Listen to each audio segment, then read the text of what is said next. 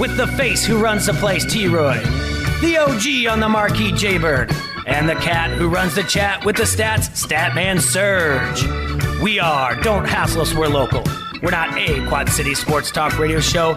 We're not the Quad City Sports Talk radio show. We are your Quad City Sports Talk radio show. Welcome to the conversation, Quad Cities.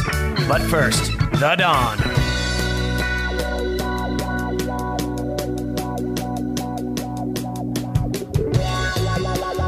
Yo, yo, yo, yo, what do you know? Surge and T-Ware back on the show. What do you think, Quad Cities? We are back. We are getting the team back. Just when you thought it was safe to go back in the Mississippi River, we're here to put a little butt on that butt. That's right. All right. Good job. Good to see you guys. It's good to see you too, man. Yeah. Surge looking good over there, man, as always. How you doing? Just a good-looking fella. Just a good-looking fella. We are here, ESPN 93.5 on Facebook Live as well. We're across the board. It was touch and go for a little bit, but across the board, we're on the radio, we're on the app, we're on Facebook Live, and you can also listen to us on your computer, ESPN935.com. Don't forget to go like us on Facebook, like our Twitter, like Instagram as well, and ESPN 93.5 here, KJOC. The more we get people follow, the more they know that people are listening. And we have a guest in studio. We do have a guest in studio. From Sierra Nevada, we have Brian DeBold in. Mm-hmm. Brian, welcome to the show. Thank you. Thank you for having me. First time here. We're going to be talking with Brian about Sierra Nevada beers. We've got a little lineup going. Serge, we'll hook you up here in a second, buddy. Sounds good.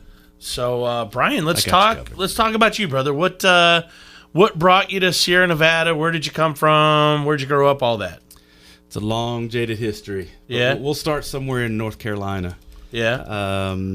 I was living in Asheville, North Carolina for about 7 years, working for a distributor, mostly wine and craft beers, and had the opportunity to move out to the Midwest and took that opportunity, got the job with Sierra Nevada, and ended up taking over for area manager for Kansas and Missouri. Nice. And then from there, 3 years, or I should say, 3 years in Kansas, and now living in the Ankeny, Iowa, and covering Iowa, Nebraska. So total with Sierra, 7 years. Nice. So you brought us 4 beers to sample today. I'll run through them real quick. We have the Summerfest, and you're going to have to help me if I pronounce any of this wrong. Sierra Vesa, Hazy Little Thing IPA. Yep. And the flagship, Sierra Nevada Pale Ale. That's it. All right, man. Spanish for the Vesa. It is Spanish for the Vesa. Have you had it yet? Which one, the Sierra Vesa? Either. Yeah, I went through right before you got here. Okay. Like, because I couldn't wait. Yeah, we just tapped. Why would I wait? We just tapped the Hazy Little Thing down in 1117 in the Village. Yeah. And we sampled out the Cerveza last time too. Nice. Sierra Vesa. Hazy Little Thank Thing. you. Yeah. Well, let's start out with Summerfest. Talk to me about Summerfest, brother. Outside of Celebration, Celebration is our oldest seasonal beers we've introduced in 1981, and Summerfest is second behind that. Certainly not nearly as long-lived as Celebration, but we've had Summerfest for the early 2000s. Super crisp, easy drinking, kind of Czech-style Pilsner. It's that perfect step away from hops. I mean, we're hopheads. We love hops. You know, for years, that was one of our only lagers that we actually produced. And it was a nice change of pace going into the summer. Right. A little sessionable. You don't Yeah. have to worry about getting too worked up. Yeah, starting there, buddy. Mm-hmm. Yeah, Jay, we always got to help him out. He's always busy doing something. Always busy doing something. He's a busy man. Cups make my hands look huge. So, I worked for a wine and craft beer distributor for a while myself. Did you? Yeah. Got away from that about 3.5 years ago. Yeah. So, yeah. It was fun to get away from that. It was. I mean, that was probably 10 years at the distributor level. Yeah, that's about what I did, too. Yep. Yeah, Christmases and stuff like that. There were none. Yeah, that doesn't exist. The holidays were like, I hate the holidays. Now I love them again, so it's great. Yeah, you and me both. No, that was good. That was delicious. Super I like that. crisp, little sauce hops. This year we're using a little experimental hop to change this up. Years past, it used to have a little more hop character to it, and this year we've kind of backed off a little bit from that. But super easy, crisp, light, refreshing. All right, well, so we're gonna move on to the Cerveza. I think we talked a little bit off air about the way this market's been moving. We were talking about all the other Mexican style lagers and how popular they are these days. So tell us about yours. So Cerveza was kind of our venture into a craft style, easy drinking lager. We looked at the Mexican lager the category, but you can't really classify that category. I mean, Corona, Pacifico, Modelo, they all have distinctively different flavors, but yet are classified as Mexican lagers. So we wanted something just super easy to drink. We wanted it to be that beach, that boat, that river beer that you could go anywhere in the nation and be able to just drink and casually enjoy. It's 5% alcohol, really easy, really flavorful, but not super malty.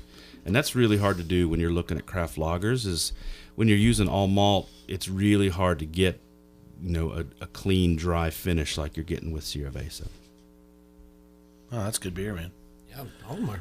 I have my toes in the sand drinking that one, Jay Bird. What do you think, huh? I can't wait to Jay talk loves to you. putting his toes in the sand. Yeah, I can't Speaking of toes, I heard Jill called in when I was gone. I heard, yeah, she did. She really loves your Tootsies, man. She does, yeah. I don't know what it is with Jill, but she has got the hots for you. Yeah, on the trot. Yeah. All right. It's really. He has a female admirer calling in. Calls in. Nice. Yeah, her name's Jill.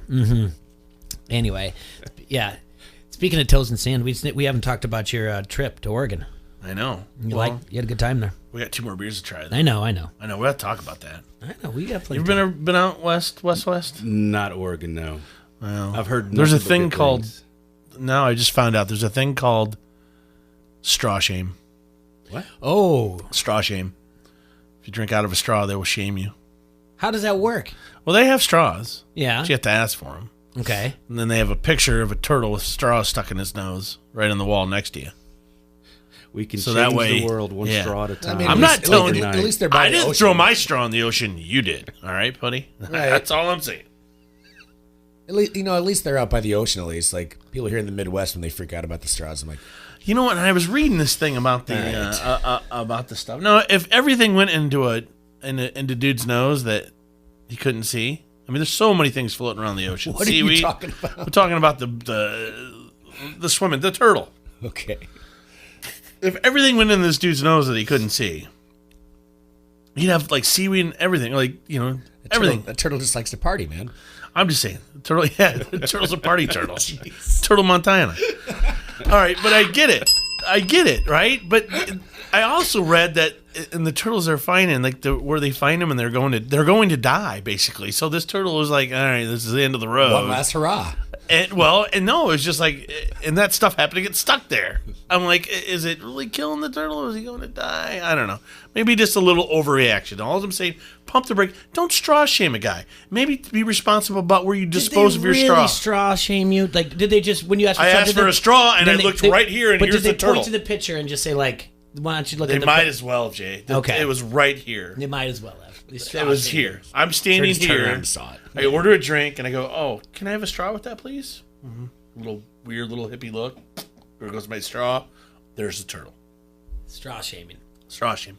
And I was just assuming, since we're in Oregon, I was going to get one of those paper straws that would break down in 5 minutes. Mm-hmm. No. They give me a plastic one. So that's on them. They cigarette shame me in other Could countries be on vacation. biodegradable. Yeah, biodegradable straw. It's all I needed. I wasn't trying to kill whatever. What famous turtles are there anyway? I don't even know of any. Other than the one that beat the hare. But that's not a sea turtle. Teenage Mutant Ninja Turtles. Ah, there you go. What are we talking about? I don't know. We went off on a tangent. All right. All right, let's move talk on to the to next Brian. beer, Yeah, for talk God's to sakes. Yes. All right, next one you got here is the hazy little thing called Love IPA. Yeah, that beer was introduced in 2018, and it has really done more than what we could have ever expected, and it was a challenge for us. I mean, we're traditionalists. Ken Grossman started our brewery back in 1980. We've been around for a while, 39 years, and we You guys are West Coast IPA guys. Yeah. Oh, yeah. And this is an East Coast fad. and we're clean beer. We like crystal clean, pure looking beer. So it was really difficult for us to put a little haze to it, but successfully it has worked. In 2018, it was the #1 new craft item of all of 2018. Of all craft Of items, all period, craft. or just in your... All new craft items in Wow. 2018. So that beer right there has done exceptionally well, and in 2019 we're actually selling more now than we did against the launch of last year, and is the number one craft growth item of 2019 so far. I'll tell you what, I've seen a lot of hazies, Yes. and they're all selling. We did. They This really was are. a part of our summer beer series that we wrote a blog about. Oh, did you? Yep. And they're Jay varying writes the shapes and blogs. sizes too. I mean, you've got I'm a super writer. thick. Are you? Your vocals and writing. Yeah, writing yeah. I ability. do it all. He's a multi-talented guy. You can follow me on Twitter too. I'm also an Now umpire. you can see and a why coach. Jill likes him so much. You can follow my escapades on the 7 coach pitch baseball diamond as an umpire. Yeah, I heard you were terrible. No, I was really good. Really? Yeah, the only thing they wanted me to do was stop tweeting in between innings. They wanted me to pay attention. But I had to give updates to my followers about it. I wasn't terrible at all. I was downplaying it because that's what I do. Yeah, but that guy wasn't pulled off first, I heard. He was definitely pulled off first. Oh, all right. Yeah, that guy, that umpire, never mind. I'll tell you the story later in Coach's Corner. I got asked to do it again tonight, by the way. You did? Oh, yeah, I'm back. Not by that coach. Not by that coach, no. It's not going to go well tonight, by the way. I can tell you that. What, is that coach going to be there again? No, these coaches are, like, probably more into coach pitch baseball than the other ones were. So I'm Lord. assuming, I'm going in with my chip on my shoulder already that the three coaches You are running somebody tonight? they know more than I do about baseball, and they're going Wear to let your me new know Sierra tonight. Nevada hat, then you look even cooler. I wear sunglasses too, so they can't see my eyes. There you They're go. reflective shades, so they don't.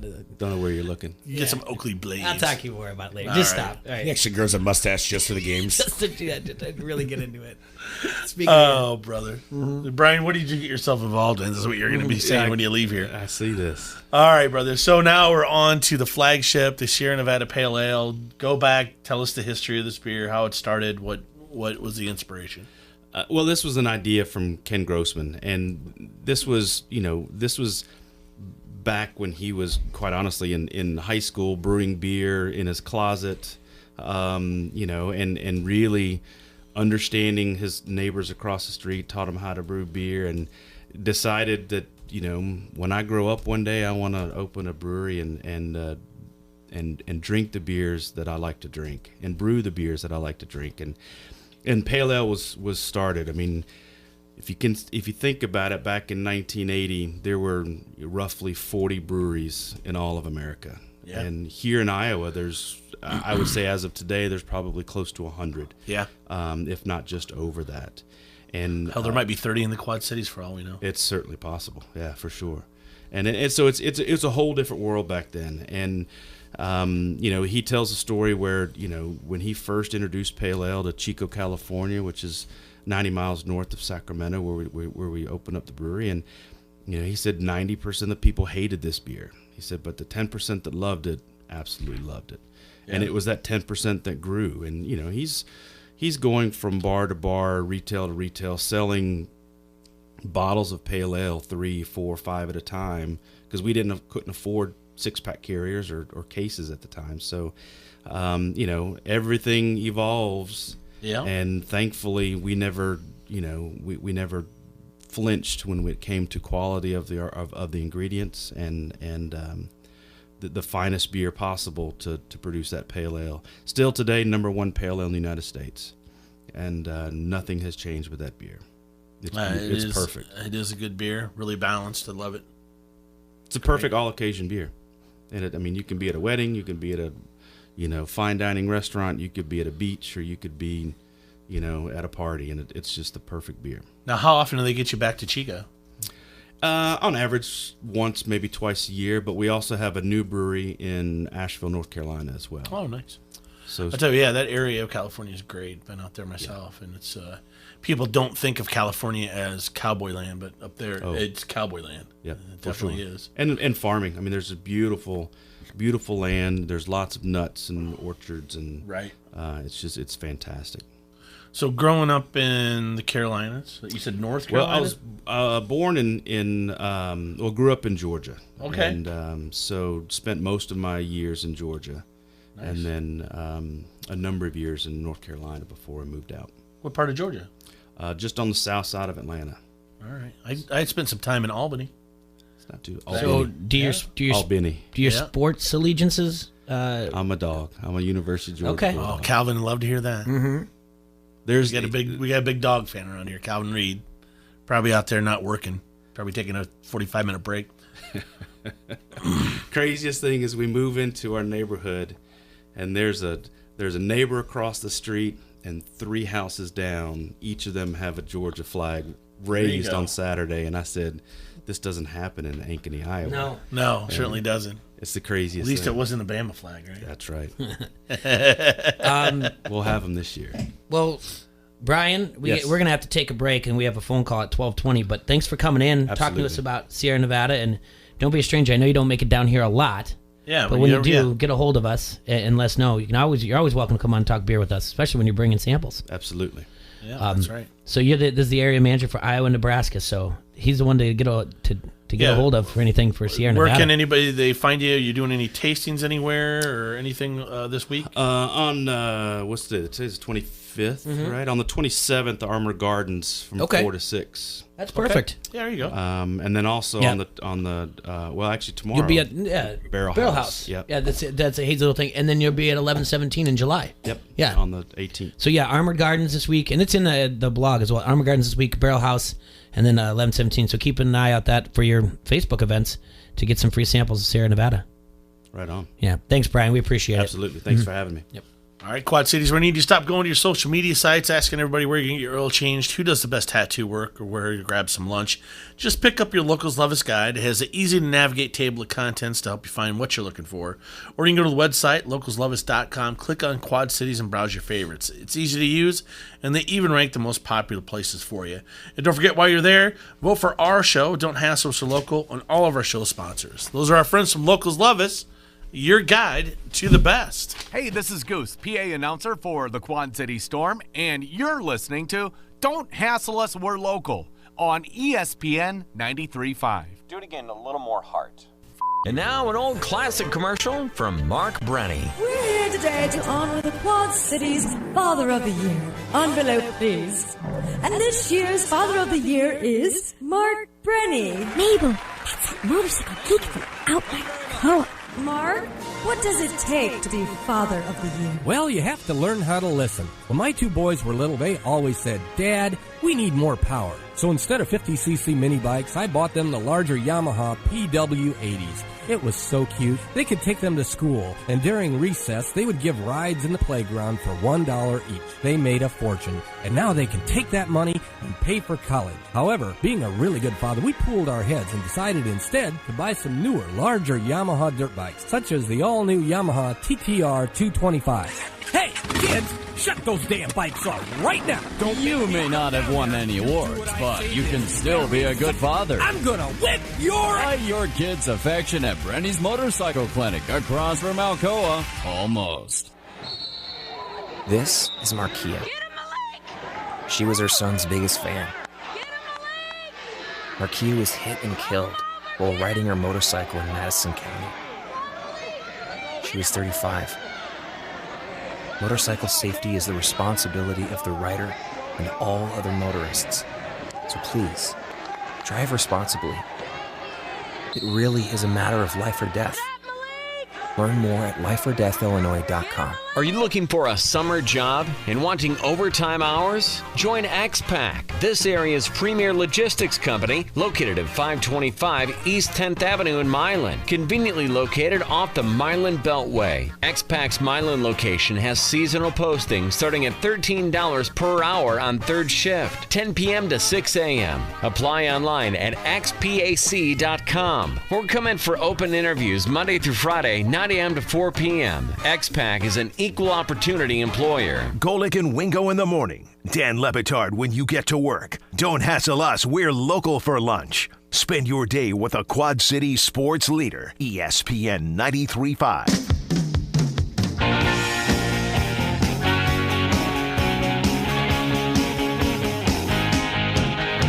All right, everybody, we're back at the Hassle Palace, brought to you by Dunright Satellite and Dish. You're listening to Don't Hassle Us or Local on ESPN 93.5. Thanks again to Brian DeBold for stopping in from Sierra Nevada, bringing us some beer to drink on air. Always loved a little beer to drink, Jim. Yeah. Nice little... Like beer and food. I mean, you got me right there. I know. Rub my belly. We got Chopper in studio now, and we're waiting on a phone call as well. We just got a revolving door. People coming in and going, coming to talk to us. We need a real revolving door. This is what happens when That'd be you cool guys. if we had one. Look at this. Cool. Everybody wants to be on when you guys are here. You guys act like it's like not a big deal when you're not here, but everyone wants to be on the show when you guys are all here. We miss you, Jay. It's not me. Look at all these people that want to come see you. That's why we had to get our butts back here. Gotcha. I didn't miss you. T-Roy was standing outside in the rain just looking at us through the window the other day. It's really creepy. I was needing you. I felt like Jill. Yeah, okay. Felt more like a Ross and Rachel moment, but that's okay. Yeah. Chopper, what's going on, buddy? Nothing. Did you guys hear about this Bermuda bike ride? I just did hear about this. It's the Bermuda Triangle bike ride. Our friends from the River Benders are helping us put it on. It starts at Oscar's Pub on July 6th. Sign up is at 11. The ride, I should say, is going to start around noon. It's going to go from there to Pints, and then from Pints to Harrington's. Show them the back, Jay. And then the Harrington's back to Oscar's, where there's going to be a taco bar for the riders. It's $25 per rider. You get a T-shirt and a complimentary drink at each place. How far is it from Harrington's to Oscar's, roughly? Probably about 3-4 miles, 5 miles. That's not that bad. It's about 5 miles, maybe. Yeah. That last leg out there. I don't know. I got me a new bike. Shirt looks good. Shirt I like the looks color. great. Yeah. I look good in yellow. A little black and gold. I figured we did yellow for the riders. They're very visible. You know. Good thinking. Yeah, that's me. Good thinking. Without the construction neon, you know. Yeah, without the construction neon, I didn't need that. So I wanted to be a thing. We had a lot of help from the Browns on this too. What time does this thing start? It's going to start at noon on July the 6th. Okay. So a little fun run, little Bermuda Triangle action. Like I said, had a lot of help from a lot of people on that. So thanks to everybody out there from the River Benders. I know some of the people from Fork helped out too. So, but yeah, it's they came up with the path so to keep it nice and safe and fun for everyone and keep mostly everybody off the really busy roads. And it's perfect timing right after that 4th of July high. You don't even want to come down yet. It's I know. a Saturday of fun. So much going on 4th of July. I'm going to try to make a phone call here because our phone lines have been a little bit wonky as well. So let's see. They've if been this works. wonky. Yeah. Well, now me and Serge are back. It should be fine. Oh, we're going to try to, because I think she tried to get through. No. They're not working. Are they? Hear a thing. Yeah. Do they work if they call in? No. Oh. Because they're switching some things over in here, and it just. That's it looks like we don't have a phone call. It's fine. We were going to talk to Claire from John Deere Classic, but it's all right. Anyway, sorry to interrupt you guys. That's all right. I keep talking about how good I look in a yellow shirt. You look great in a yellow shirt. Mm-hmm. Yeah, big 4th of July celebration at Harrington's Pub coming up. It's going to be awesome. We got a golf outing, too. Yeah, we got the Pints Golf outing this Saturday. Just a few spots left for that. So if you're out there, if you want to get in, it's $300 per team. It's going to be at Hidden Hills. It's shotgun start at 1, so jump on in. We have whole prizes. We have raffles. We're going to have 50-50 raffle and mulligans. All that money is going to go to our friends from Tips for Tad. So help get a little kickstart into that. And then Harrington's, July 4th. We have, check this out, the Bob Father is going to DJ the patio on July 4th. The very own Bobby Mack. Thursday night? Yep. So basically we're going to do a bags tournament during the day at noon. We still have some space lined up for that. We're going to take the first 16 teams to sign up for that tournament, and that's it. I think we're already well past halfway there, so if you have a bags team, you want to get in, get a hold of us at Harrington's Pub through Facebook. All right. That being said, so that tournament starts at noon. It'll be done in plenty of time for the fireworks. Bob Father will start roughly around 7. He'll play up until the fireworks go off and then take a little break. Or actually, I think he starts at 8. Should fix that. But anyway, and then he'll take a little break. We'll watch the fireworks, and then Bobby will play some tunes, maybe let people sing. Who knows what? Some dancing? Whatever the Bob Father comes up with, man. He's a genius. Do some dancing? Yeah, do some dancing. No reason to get worried about the traffic after the fireworks. You just go to Harrington's, have some beers, and dance. Period. Can we talk about something real quick? Can we do a quick segment before Koss comes on and He doesn't Thanks want to for ding-dongs. Well, we don't want to get him involved in this, but can we talk about? Can we do this segment? Can we do a segment about Ken's a dick? Ken is a dick. You mean Dick Schrader? Good job, Jay. All right. Don't be a Ken. Don't be a Ken. Oh, Schroeder, my gosh. yeah. So Guy wrote a letter to the editor to the Quad City Times, right? And it's about the flood and the businesses down there. And I'll take you through it because I love this jobber. Basically, and I Is shared it a on letter social- or is this just a little soapbox BS? I shared on social media and said, this is Ken. Ken's a dick. Don't be a Ken. All right. So anyway, it goes like this. It is not the responsibility. Anyway, it's titled, "It's absurd for businesses to expect city protection." And it says, it is not the responsibility of the city of Davenport to protect private businesses from the floodwaters of the Mississippi.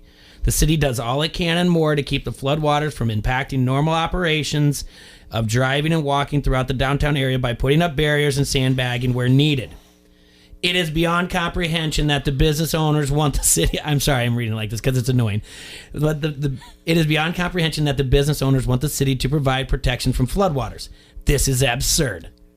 These owners should have realized the ramifications of buying and opening a business in the well-documented floodplain. You can tell me to stop at any point if you want to interrupt me. No, keep going, Jay. You'll get no sympathy from me. Dick Schroeder. You should have done your homework, and particularly Mr. Bush, who says he's a lifelong resident of Davenport, should have known better. That's what flood insurance is for. Although the city had an opportunity to consider constructing a flood wall similar to Rock Island years ago, it would cost 10 times that now. It's rather difficult to understand the city's thinking of beautification of its riverfront when we would waste good taxpayer dollars time after time when flooding occurs to repair the area. It doesn't make sense. Case in point, Credit Island. I have yet to meet a person from Europe, or for that matter the United States, who built their vacation around standing on the levee of Davenport in order to look at the Mississippi River. What does that What mean? are we doing? Wait, What does that last sentence mean? Is that really part of our city plan? Is we're gonna go and pull the people from Europe?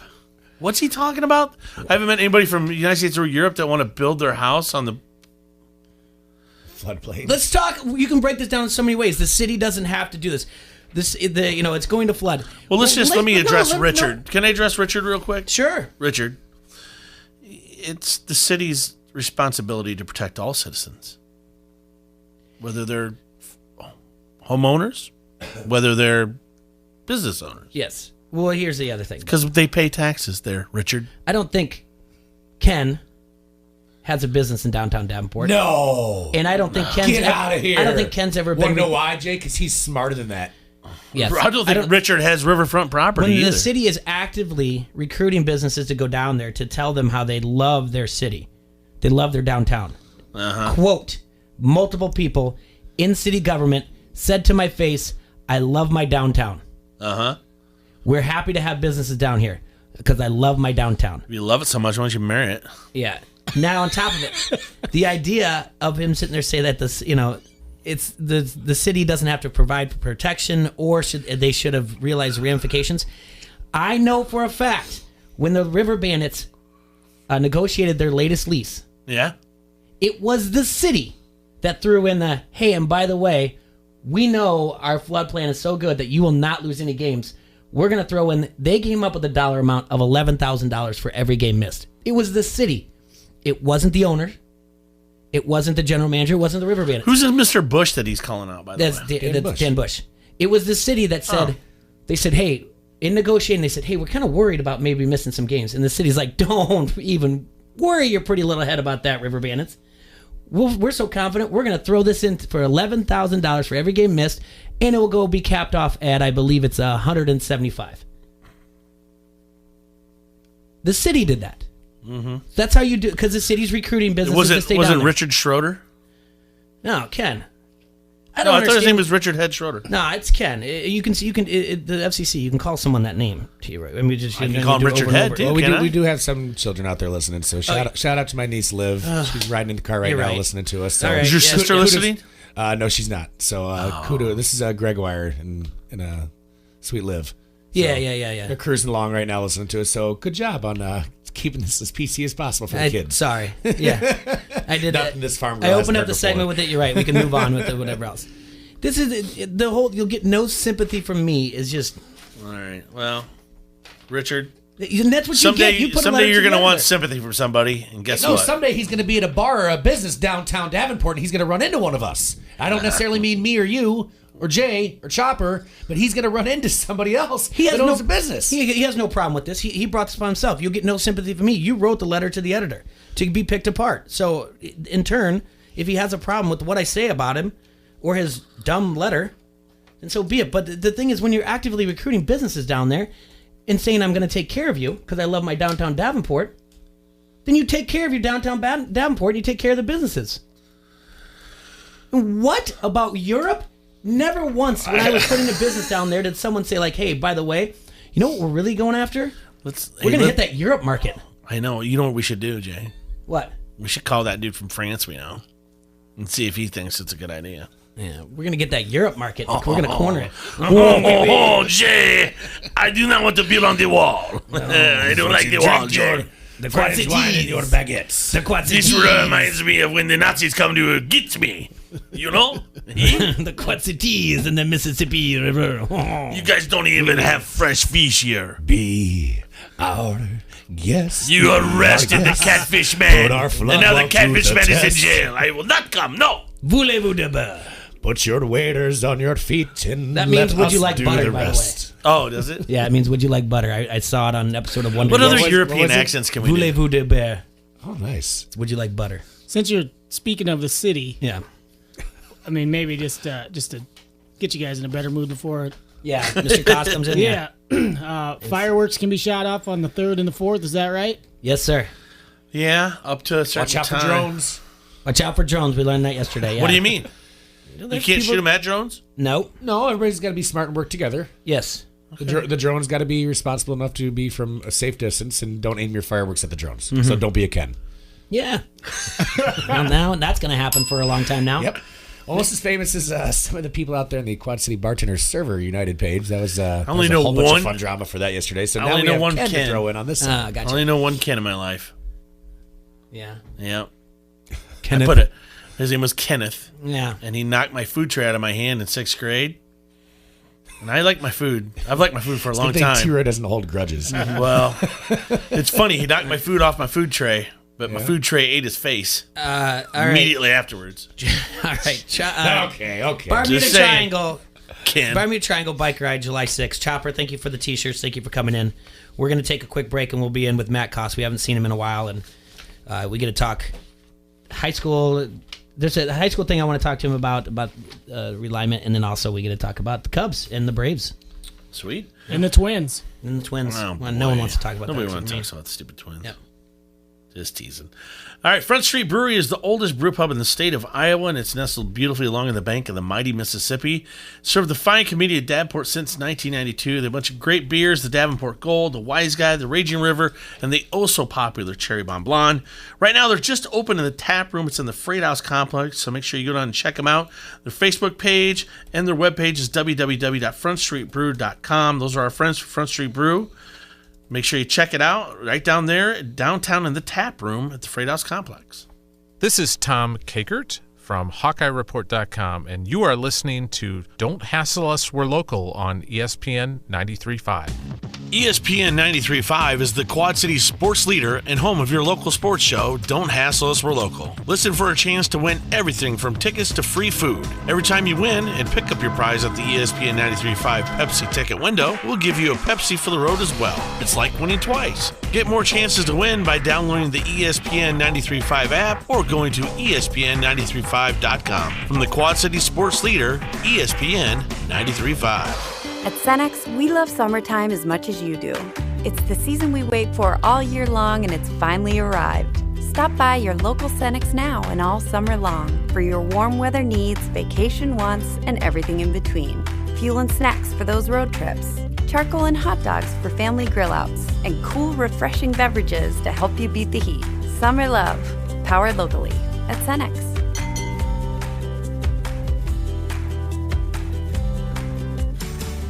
You have plans for your business. First Midwest Bank has ideas. Ideas for larger commercial operations like manufacturing, navigating the complex commercial real estate market, or equipment financing. Ideas for small businesses like keeping cash flow predictable, lines of credit, building benefits packages, and more. With over 75 years of local knowledge and expertise, First Midwest Bank has ideas for building momentum for your business in the Quad Cities. Learn more at firstmidwest.com/ideas. First Midwest, your local Quad Cities bank.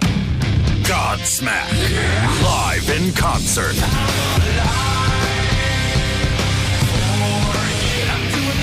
September 22nd, Tax Slayer Center with special guest Hailstorm. Tickets on sale this Friday at 10 a.m. Online at livenation.com. Godsmack, live. Good losers gamble to have fun. They know losing is part of the game. In fact, good losers plan on it. And they never lose more than they can afford. Good losers know when to stop. If you're a good loser, you sleep no problem. But if you can't sleep, if your losses hurt too much, we can help. Call 1-800-BETS-OFF or visit 1-800-BETSOFF.org and find out once and for all, are you a good loser? Brought to you by the Iowa Department of Public Health. Win stuff. Yes, you. You can win stuff right now by opening the ESPN 93.5 app. Be a winner from the Quad City sports leader, ESPN 93.5.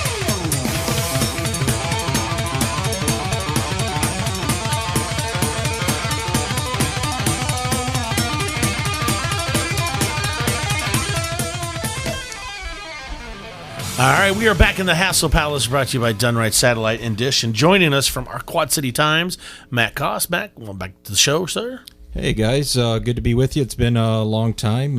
Hope you're having a good summer. Yeah, you too, man. What have you been out doing? Just covering everything you can? Yeah, a little high school baseball, a little high school softball in Iowa going on right now. The MAC races are kind of heating up there. We're only about a couple weeks out from postseason play. It's crazy. In softball, 3 weeks in baseball, and got the golf tournament in Bix coming up in July. July is really one of the busier months. We usually have one of these stretches in each season of the year, and for the summer, it's really July when you get all the postseason stuff, baseball, softball, the golf tournament, and Bix. Really a pretty frantic July. Do you ever send anybody out to cover the Ragbri, or do you just only if it's coming this way? Usually if it's coming through this way, then we'll have, and usually it's the news side that kind of handles that. Right. We just have so much stuff in July. Usually the Bix, it's pretty much everybody on staff is involved that day. We put 30, 40 pages of Bix coverage together for the next day. So was that a Freudian slip? You said pretty mud. Is it still pretty muddy downtown, and how are we looking for the cleanup on this? I think it'll be fine by the time, as long as we don't have any more flooding in the next month. But yeah, I think we should be fine by the time we get to the end of July. Things have dried out considerably in the last couple of weeks down there, and I think give it even another month, I think they should be good to go. And I mean, a lot of that's right there in front of your building where everything's, Yep, the finish line's pretty close to our building, and actually the post-race party they have is in our parking lot. So quite the spectacle if you've never taken part in it. It's amazing what you'll see there about 12 hours before the race, and then by about 1 o'clock the afternoon after the Bix, you wouldn't even know a race has been run there. They've got that place entirely clean about 3-4 hours after it's over. It's amazing how quick they turn that around. That's really impressive. Yeah, I've been a part of the crew to help dress up the stuff for like the presentations and all the awards and that there's a lot of work that goes into that too. So my friend Rich Oswald runs the crew, does that. Ozzy.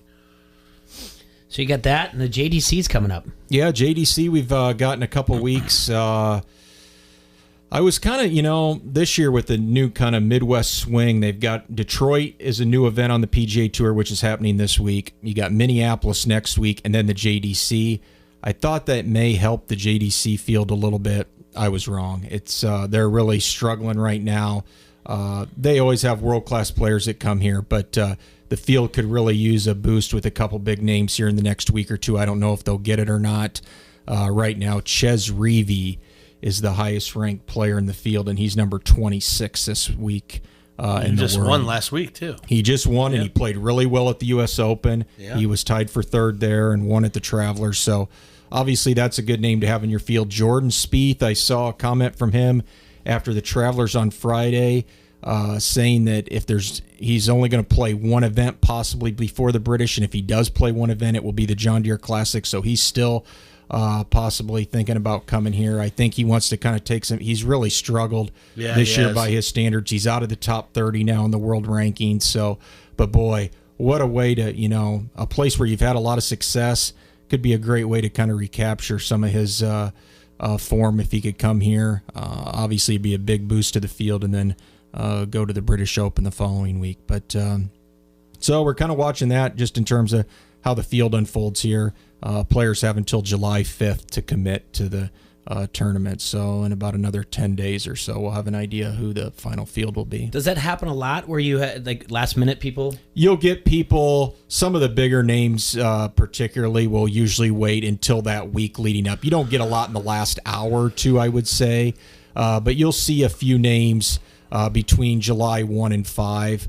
A lot of them wait to see, maybe how they'll perform this week at Detroit. If they didn't get what they wanted out of this week, then maybe they'll add an event. The thing that's really been hard for the JDC this year, where I thought maybe the Midwest swing would help it out, well, on the backside of this, not only do you have the major the following week at the British Open, the week after the British Open, you have a World Golf Championship in Memphis. So a lot of these guys are not wanting to play 3 consecutive weeks, especially when you're going from the U.S. to the U.K. back to the U.S. for a World Golf Championship. So that's what's really, I think, hurt the JDC field more than anything, just because of the condensed schedule now, because they're playing the FedEx Cup playoffs now in August because they want to be completely done before the NFL season. So the Tour Championship now is the last week of August. So they're out of the way before the NFL season starts. So it's really condensed the schedule down, and it's made guys have to make some tough decisions with their scheduling. Can I ask you a question about the field? Do we have a lot of Europeans come over and play? Not very many usually. Is it because they don't schedule their vacations around the Mississippi River? Is that why? they say, "Oh, Jay Foster, you're a funny man." just wondering. I was just wondering if they're like, "No, I'm not going to the John Deere Classic because I'm not going to go look at the Mississippi." And by the way, I'm going to text my friend Ken that and let him know so he can put that in his letter to the editor. But anyway, so I digress. No, we're. For me, the John Deere Classic, this is something very brand new. We're going to do our best to get out there and try to do a live remote from there. WQAD Randazzo's been nice enough. He's like, hey, we'll figure out a way to get you on there and to do it, which it'll be incredible. I'd like to see the program and everything else. But I mean, are you out there like every day? Yeah, pretty much. Not so much Monday, but from Tuesday to Sunday. Yeah, it's pretty much they'll bring in a couple guys for press conferences on Tuesday. They got the Pro-Am Wednesday, and then the tournament, when it heats up, it starts Thursday at about 6:45, 7 a.m., and they go from 7 a.m. The last group's probably not done till about 7:45 that night. So it's about 14, 15-hour days, really, from start to finish each of those days. So a fun week, but when the final putt drops Sunday night, you're also glad that it's kind of over as well. And there's a Pro-Am. The Pro-Am's on Wednesday. Yep, there's actually 2. Monday's kind of a condensed version of the program where they'll have some of the young guys who are in the field play. But Wednesday's the big Pro-Am where pretty much all the guys that are in the field will be involved in that. You'll have Sam Allen, the JDC chair. He'll be in the Pro-Am as well, the CEO of John Deere. So, yeah, that's a really busy day with the Pro-Am there. No, I thought I goof around and say I want to caddy that, but I'd last like 2 holes, and I'd be like, I'm done. Yeah, Deer Run is not an easy course to caddy, especially the front 9. You got some. We always tell our first-year photographers that come out to the event, we always christen them by saying, hey, go out to walk the 3rd hole, go out and get somebody at the 3rd hole, because that's a straight upslope to it's a par 3. And after about 20 minutes of doing that in 95 degree temperatures, they're ready to come back in. But No, the front 9 is not an easy walk. The back 9's a little more flat, but no, good course. You see a lot of birdies. So yeah, fun time. Well, even off of one, if you got to go down the hill and up the hill, that's a Oh, there's a lot Lord. of different undulations on that front 9. Yeah. Yeah, Jay, you caddy for me. You're playing? Why not? I don't think you're in the Pro-Am. I'm an AM. Yeah, I'm not a pro. I'm an AM. I know you're an AM, but you're not in it. I could shank one right off the side, right in someone's shin. I don't think they're going to be that crowded for you to. Good. Have you played there before? No, I have not, to be honest. Oh, I would love to though. Koss, have you played there? Yeah, it's a public golf course. You can get on it. It's a little bit over $50, I think, now to play at 18 holes. Do you play a lot of golf? Not as much as I used to. I get out now probably maybe once, twice a month. But I used to play a couple times a week. Okay. See, that's what I got to get back up to. 2-3 times a week. You've got the time. No, I don't. Don't get all upset there. It's pretty neat though. A couple times to play that course like right after the tournament ends. So it's not ideal to a tournament setting, but you get a good idea of kind of what the players faced and things like that. And it's a whole different ballpark than going out to your local muni and hitting it around. So is my man Bryson going to come back? As of right now, he is not in the field. I would probably say he's not. He's going to be one that plays the World Golf Classic. Yeah, too. he's already committed to the World Golf Championship in Memphis. He's obviously going to be in the British Open. So I would say right now it's looking very unlikely that he'll be. I mean, you're going to get guys like Stricker and Zach for sure. Well, now, Zach, yes, but Steve Stricker has not committed yet because he is up in the air between a senior major that week, which is being played in Akron, Ohio, and he just won a senior major earlier this year. Lost in a playoff last week in his home event in Madison. So he's having a lot of success right now. Of course, yeah, on the he's tearing Champions Tour. the seniors up. So I'm not saying he's not going to be here, but he has still not made a firm decision in which event he's going to do that week. He's tearing up the senior circuit. I forgot that he turned senior. I love that. Yeah, Stricker's good, man. I can't wait till I turn 50 and I go up there and get the Iowa Games Senior Olympics. I'm going to get in so many things. First things first is pickleball. I'm coming after people. You're coming after people in pickleball. Oh, yeah. I'm going to tell you, over 50 is it. That's it. If over 50 softball, I'm going to tear up as well. Can't wait. That's why I like the Stricker guy. Yeah. Just going and picking on the older people in the senior circuit. A lot of those guys out there now, like Retief Goosen, who won a couple majors, he's out on the senior tour now. It's like Freddie Couples. Shoot, Phil Mickelson next year at this time could be on the senior tour. He's 49 years old, so when you turn 50, you become eligible for that. Me and Phil are the same age. That's what I need to do. I need to pick up golf. I got 7 years to get to the senior circuit. It's just my entire goal. It's just to make the senior circuit. I don't think it will work though. No. What? No, it is. I know we talk about this all the time, but we need to all get together and go out golfing, all the media guys, and then you guys will actually after a couple holes, and you guys will be like, stop. We've been offering to get you out on the golf course for. I'd like to go with all these guys, though. I know we can. The three of us can go. You just want everybody to see how terrible you are? No, I'll they hang out instead of just being here. Instead of being here in the studio. Yeah. Jay wants to do a one club, so we can all come down to his level. Cost. 7-iron dibs. Yeah, that's it. Can I talk to you about something? And it has been a while since I've talked to you about this thing. Dan Sabers, the coach at Iowa City High, that was in Cedar Rapids Gazette, and then we just put a blog about it, kind of throwing it out there and tagged the link and everything.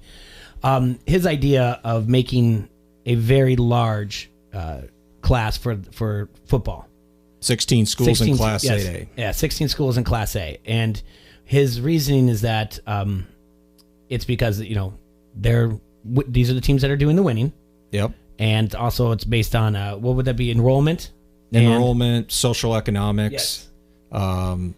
He looked really hardcore when he put this model together, like free and reduced lunches. Yes. At a lot of the different schools. And I don't know if you've seen the latest, but the Des Moines Public Schools have backed his plan, and happened earlier this week where it went to the school board and everything, and they're wanting to take this now another step forward with the state. So we'll see what happens. But that's a big, it's one thing for one coach who obviously his words have he's a Hall of Fame coach. Yes. So his plan had a little traction to begin with. But now when you get 5 public schools in Des Moines to back your plan as well, that's a lot of students you're talking about in the center of the state where a lot of the talking happens. Where you're talking about East, North, Lincoln, Roosevelt, and Hoover. Correct. Okay, and in his point, he says during the last 10 years, those 5 schools I just mentioned have played the 7 suburban schools and 92 times. And the city schools are 0-92 against those teams with an average score of 51-10. Yep. The Davenport Public Schools, they've played the suburban schools, Bettendorf and Pleasant Valley, and Davenport Assumption 65 times in the last 10 years with a record of 1-64. So what he's suggesting is a 16-team league. That would be classification. And basically, how would this work? You'd have 2 divisions. You'd play 7 weeks in division, and the top 4 make the playoffs in your division, right? And then, I'm not sure how the regular season works. I think what I saw. So what's he going to do then? It would be an 8-team playoff. So of the 16 teams, 8 would go. Yeah, the top 4. Or I looked at it as it was split. Was he pulling anybody out of Sioux City? No. So obviously Iowa City. Iowa City Rapids. West. Cedar Rapids Xavier. Cedar Rapids Kennedy. Cedar Rapids Prairie. And Cedar Falls? Cedar Falls, yes. And Pleasant No Valley, Waterloo Bettendorf. School? That's your east. That would be considered your east. No. And then what would be considered the west would be Ames, Ankeny Centennial. No Dubuque? No. Not an 8A. Okay. No. Ankeny Centennial, Johnston, Southeast Polk, Waukee, Valley, and Down. And so, this is the first I heard of it, you guys. So I'm going to ask sound like dumb questions. So basically, he's saying you pull these ultra competitive teams out. It allows these other teams then to be competitive for a title in their given division, which is left, which would still be 7. I guess. However he's doing it. Yeah, this is considered Class 8A. Yeah, this is considered 8A. So he's got 8 classifications for how this is going to work. There's some things to it I like. What I don't like is just having a 16-team classification. I think it's too small in my opinion. Yeah, and I wonder what for a state, I think you'd have to. You have to include Dubuque and Sioux City. I'm sorry. Yeah, it just. And you have to. I don't know. Am I forgetting another major city here that I think's a major city? No, did you say Council Bluffs? No. Yeah, Council Bluffs has got a couple 4A schools, but they haven't been competitive either. Yeah, that's right. Thomas Jefferson, Abraham Lincoln. Right. You would still think that one of those Waterloo schools, one of those Waterloo public schools, should get this done. There are some flaws here, right? And I don't mean to be No. naysayer, but I would like to see Pleasant Valley's record against these teams in the last 10 years. So honestly, I don't think it's overwhelming. That's the first one that stuck out to me that I was like, and then Xavier is another one. I know that that used to be Regis and LaSalle combined, but then up there in the 8A. And then the 2 Ankeny ones, I don't know. He doesn't come out and say it, but I think the reason you see Xavier in 8A is kind of more of a multiplier, just from the fact that they've had success.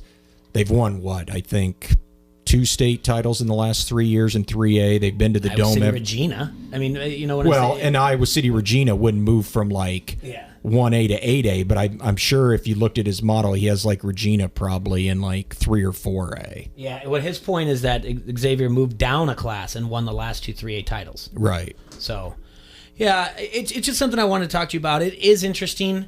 It reminds me of the situation where we're in you look at St. Thomas up in the Twin Cities. They got kicked out of their conference for winning too much. Yeah. And now we're making changes because we want it to get bigger, or it's fair here and there, and it's they're arguing the flight to suburban schools and everything else. Yeah, and I don't know though. There is a serious problem right now between the haves and the have-nots, and the problem is you have a lot of kids who should be going to that schools that would be considered the have-nots right now that are transferring or open enrolling at the schools that are the haves. And that's creating a bigger disparity. When you look at where, even in the Des Moines area, where you look kids that are on that Dowling roster that should be in Des Moines public schools, When you start plucking 2 or 3 kids away from each of these schools, that makes a significant difference. And I don't know what the answer is. You look at it, Waukee, they're going to go to 2 high schools here shortly. But you got West Des Moines Valley, whose enrollment's over 2,300.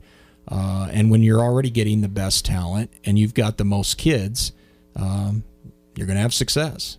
Yeah. Especially football. It's a numbers game, plain and simple. And you pointed out before that Liberty is going to be right there soon too, right? Yeah, Liberty in the next 3 to 5 years. I think they'll be kind of, I'm not sure they'll get to Waukee or Dowling, but on the east side of the state, they're going to be in that mix with Linn-Mar, Bettendorf, PV in terms of enrollment. Talking about North Liberty, that area? You do know the argument. The argument for Bettendorf is that it's a landlocked school district, so Right. they have to keep adding kids in there because people aren't moving out of their school district, Yeah. the retirees.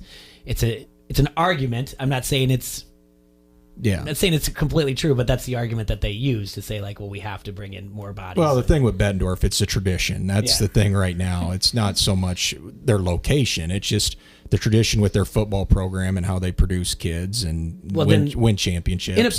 There is a small percentage of it of location as well, because when you have like early morning lifting or whatever else, it's not the school is accessible to those that live in the city limits. Right. Whereas if you live in Buffalo and you have to be at Davenport West, it's not as easy. Yeah. And you're 15, 14 years old. You know what I'm saying? Yep. That's the one thing that to show up and be there, that's also on you. You have an onus as a 14 or 15-year-old athlete. You can make it there. You can't say I couldn't make it. I understand, like when you're out in North Scott or even Pleasant Valley goes all the way, all those ones that are open, that, they're not closing school zones, it's hard to get those people in there. Yeah. So, yeah.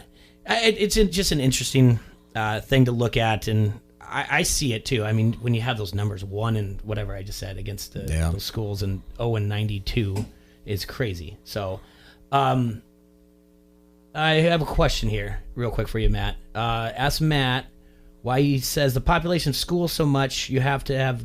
I'm reading this off, and I shouldn't do that as it is. Ask Matt. I can't read it. I'm sorry, Jason. It's not coming off the way I want to on the air. So yeah, again, there's always going to be some type of problems, and again, there's going to be schools outside looking in, and maybe you do have to make it grow, but then there's other teams that are going to be like, I don't want to be in this big classification. So yeah, there's that. It's a start though, and I think it's opened some eyes. Yep. And, you look at it, you look at high school football right now, the last 15 to 20 years in this state. Tell me a town in the large school that's a one-town high school, that's got one high school in the town, that's having success in high school football. You look at your towns like Muscatine, Marshalltown, Mason City. We're talking about towns, Ames. These are towns that are 30, 40,000 people, and they're not producing good football teams. Why is that? Because everything's happening in the suburbs, and it's beside Des Moines. You look even the Cedar Valley with Cedar Falls a little bit. The Dubukes, it really hasn't, for some reason, the Dubukes haven't had the success that some of the other Dubuque's only about 50,000 people, and you're right. Yeah, and you've got 2 public high schools and a parochial. Right. But the metropolitan cities on the suburbs, that's where all the schools that are having success right now. And we got to find a way, and there's more to it than just the open enrollment and things like that. I don't have a good answer why that's the case, but we've got to find a way to get a little bit more competitive balance than what we have right now. Yeah, I understand.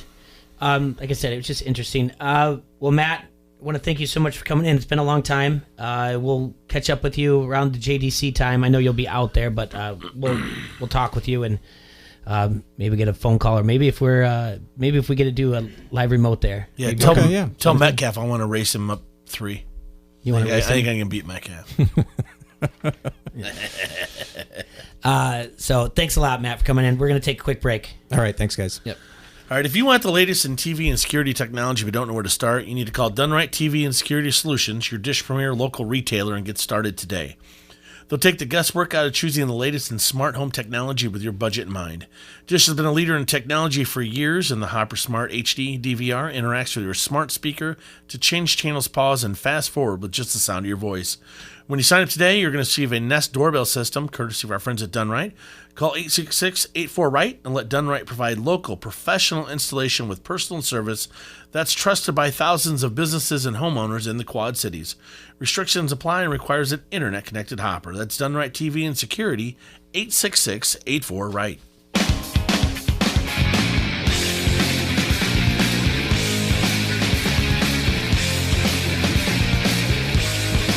This is Brian Rothenberger, radio guy for the Quad City Storm. You're listening to Don't Hassle Us, We're Local on ESPN 93.5. All Major Restorations is your insurance claim specialist. They work, live, and give back to the Quad Cities. I'm Chantal from Davenport, and I just won a free roof from All Major Restorations. If you missed their last free roof giveaway, another one is coming soon. And when storm damage hits, let All Major Restorations help you. They make the process quick and easy. The insurance company has people fighting for them. Let All Major Restorations work for you.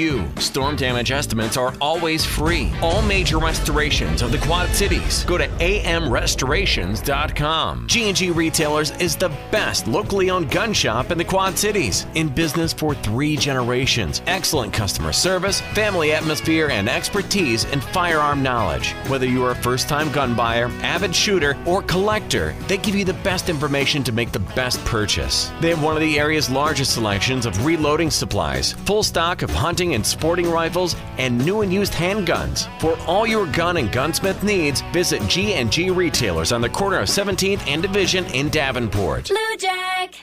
Now through July 6th at Volkswagen of Quad Cities, celebrate your freedom from high prices and drive the exact VW you want with zero do-it signing, zero down payment, and zero payments for 90 days. Your freedom to drive with zero down ends July 6th at VW of Quad Cities. Online at VWQuadCities.com. Blue Jack. On select models, see dealer for full details. Manufacturer incentives applied, plus tax, title, license, and a 180 doc fee. With approved credit, interest accrues from time of delivery. And 7619. Fun Mart Cycle Center is your home for the all-new 2019 Honda Talon Rs. These side-by-sides feature a 6-speed dual-clutch transmission, a gear-shifting, not belt-driven engine, and state-of-the-art travel suspension. Fun Mart is also your source for high-end audio, better than the manufacturer upgrades. Hertz, Arc Audio, Wet, and more. From equipment to installs, certified Harley techs, custom work and fabrication, they've got everything from stock to full custom builds. Check it all out at Fun Mart Cycle Center in Moline.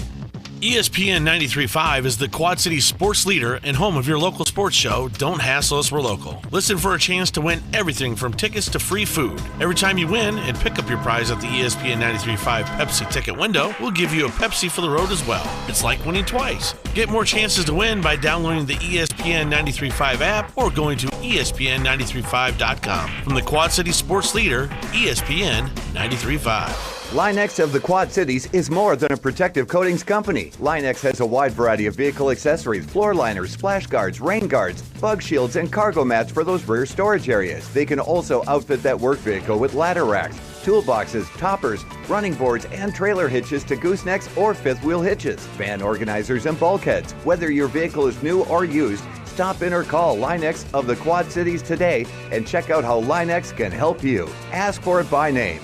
Line-X. Maybe you're ready to be a homeowner or looking towards retiring a little early. When you have plans, Midwest Bank has ideas to help bring them to life. From personal loans to mortgages, home improvement loans, and more, the experts at First Midwest Bank will work with you to give you and your family momentum for life. You have plans. First Midwest Bank has ideas. Talk to one of our expert bankers in the Quad Cities today and learn more at firstmidwestbank.com/ideas. First Midwest, your local Quad Cities bank. Loan subject to credit approval. If security interest is property insurance is required.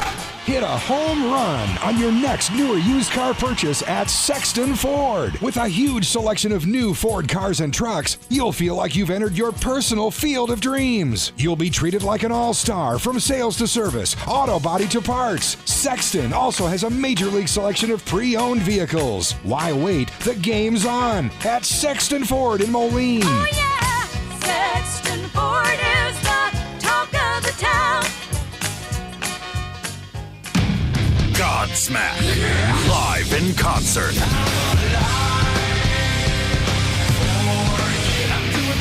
September 22nd, Tax Slayer Center with special guest Hailstorm. Under your sky. Tickets on sale this Friday at 10 a.m. Online at livenation.com. Godsmack. Live.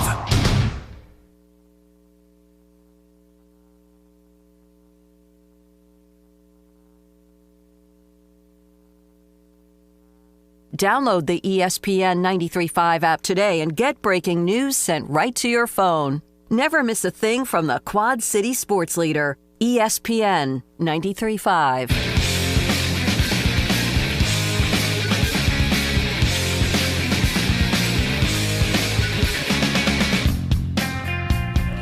Welcome back to ESPN 93.5. Don't Hassle Us for Local here in the Hassle Palace, brought to you by Done Right TV and Security. I want to thank Matt Koss for coming on, talking to us. Always fun to catch up with him and talk with him. I didn't get to talk to him about the Cubs and the Braves, but we'll talk later that with Vasco. In studio right now, we got Matt Rokeson. Matt? How we doing, fellas? Doing well. Hi, buddy. Welcome to the show. Good to have you on. You know, our friend Tom Kakert, our mutual friend, he said you gotta have Matt on. Wait a minute, Kakert has friends? Yeah. I think that term is loose when he says that. Yeah. Cakes. So are you in the workout club with him and Randazzo? Yeah. You know what? I try and put them through some dad bod workouts. Yeah. Julian, you've been doing some of those, and so I kind of try and mix it up with them a little bit. Well, tell everybody what you do.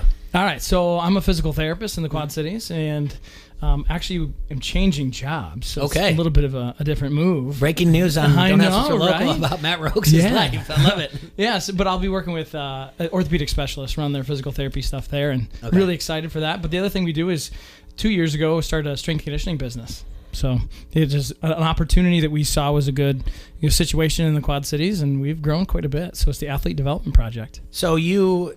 high schoolers, junior high, college? What do you have? Pretty much everything. So, we run some elite level groups. So, Isaiah Rivera, DJ Carton, some of those, high level kids, the Kallenberger boys have worked with us and stuff too. And, we do the developmental side of it too. So there's two of us that are physical therapists, and we definitely work with the younger kids. And Mr. Kallenberger is very buff, by the way. Yeah. He's a big dude. He is. Good.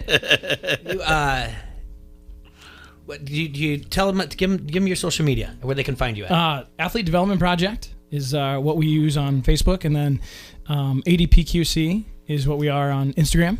So, and then my own Twitter account is what we use for the Twitter side of it. So where'd you go to college at, get all your physical therapy training? So I did undergrad at University of Northern Iowa, and then I did my physical therapy here in Ambrose. Oh, nice. Yeah. Okay. So. And you're from the Des Moines area? Actually, west of Des Moines, right? No, just west of Cedar Falls. West of Cedar Falls. Yeah. What's that? Dyke, New Hartford. Oh, yeah. So small 2A school. Oh, man. He's from my neck of the woods, nape of the way. That's not your neck. You're from Waterloo. BS, man. We're close. We're the same. He knows where Hudson, Iowa is. I know where Hudson, Iowa is. I guarantee he knows some Gootnicks. I graduated with some Gootnicks. Boom, Jay Foster. Dyke, New Hartford used to have a really good volleyball program.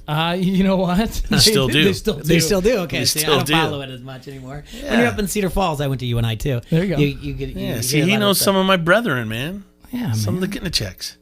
Okay. Anyway, so very popular up there. And we were talking about Dolly, and you said you played football for Tom Wilson. Yeah, I did. Yeah. So I was still at Dyke, New Hartford when he was there, and so we played in state championships when I was a sophomore and a junior with him. So, and you're like, look at this campus. Now I got to go to UNI now. I know, right? Played at the Dome. Yeah. Well, we were there a lot, so yeah, might as well. One of those it felt like home, right? Oh man, my junior, we played all 4 of our playoff games there. It was awesome. It was fantastic. Constant 76 degrees. Yeah. Although that turf that they used to have is just like playing on concrete. It was awful. So how did you find your way down to St. Ambrose from there? Just had some different opportunities, whether it was Iowa or Des Moines or St. Ambrose, and my wife's a teacher, so this was a good opportunity for us and a good place to go, so we came here. And you stuck around? Yeah, so been here for 10 years. Wow. And then how'd you run into our boys, Kakert and Randazzo?